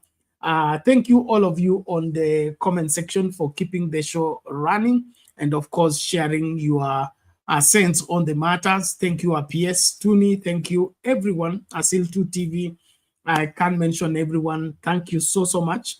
Please, let's keep the show running. Let's support the channel. Subscribe if you have not subscribed. We are resubscribing on the other channel, Sound Candid Talk. So tafadhali kama uja subscribe tena, subscribe, hakikisha umefanya hivyo. We are growing bit by bit. We believe we'll get back to where we were before we were hacked and messed up badly. But all in all, we appreciate, thank you for your resilience and continued followership. Please tuendelee hivyo hivyo, na kama hujatumia mchango wako, tafadhali fanya hivyo. Tunahitaji huo mchango kulipia StreamYard, ni siku 2 imebaki, and then of course tokens za Easy Lights kuhakikisha kwamba studio inakaa ya kimataifa, si ya kijiji. Naamini kwamba lazima tuweke some particular standards in order for us to communicate rightly, for the world to hear, and of course follow what we are saying. Otherwise, keep your eyes open, keep your ears open, watch out for Kenya. We must make this Kenya work for every Kenyan, not for a few at the expense of the rest. God bless you. Let's meet in the next show. Tunaingia vijijini, mijini na hata jijini kukuletea taarifa mchana kutwa. Usiku tunaketi kitako, tunadadavua tukichanganua taarifa na makala muhimu yanayokuhusu wewe na familia yako. Ungana na Bernard Ngozi kwenye Open Forum Political Show kuanzia saa 4 usiku hadi dakika zake kila siku ya wiki kwenye. Are you looking for video live streaming services? You want your church services to be on air? You do not know where to market your goods and services? At Sound Candid Talk, we deliver the best live stream services for your events, product and service launches, conferences, weddings, and marriages. Reach on us today.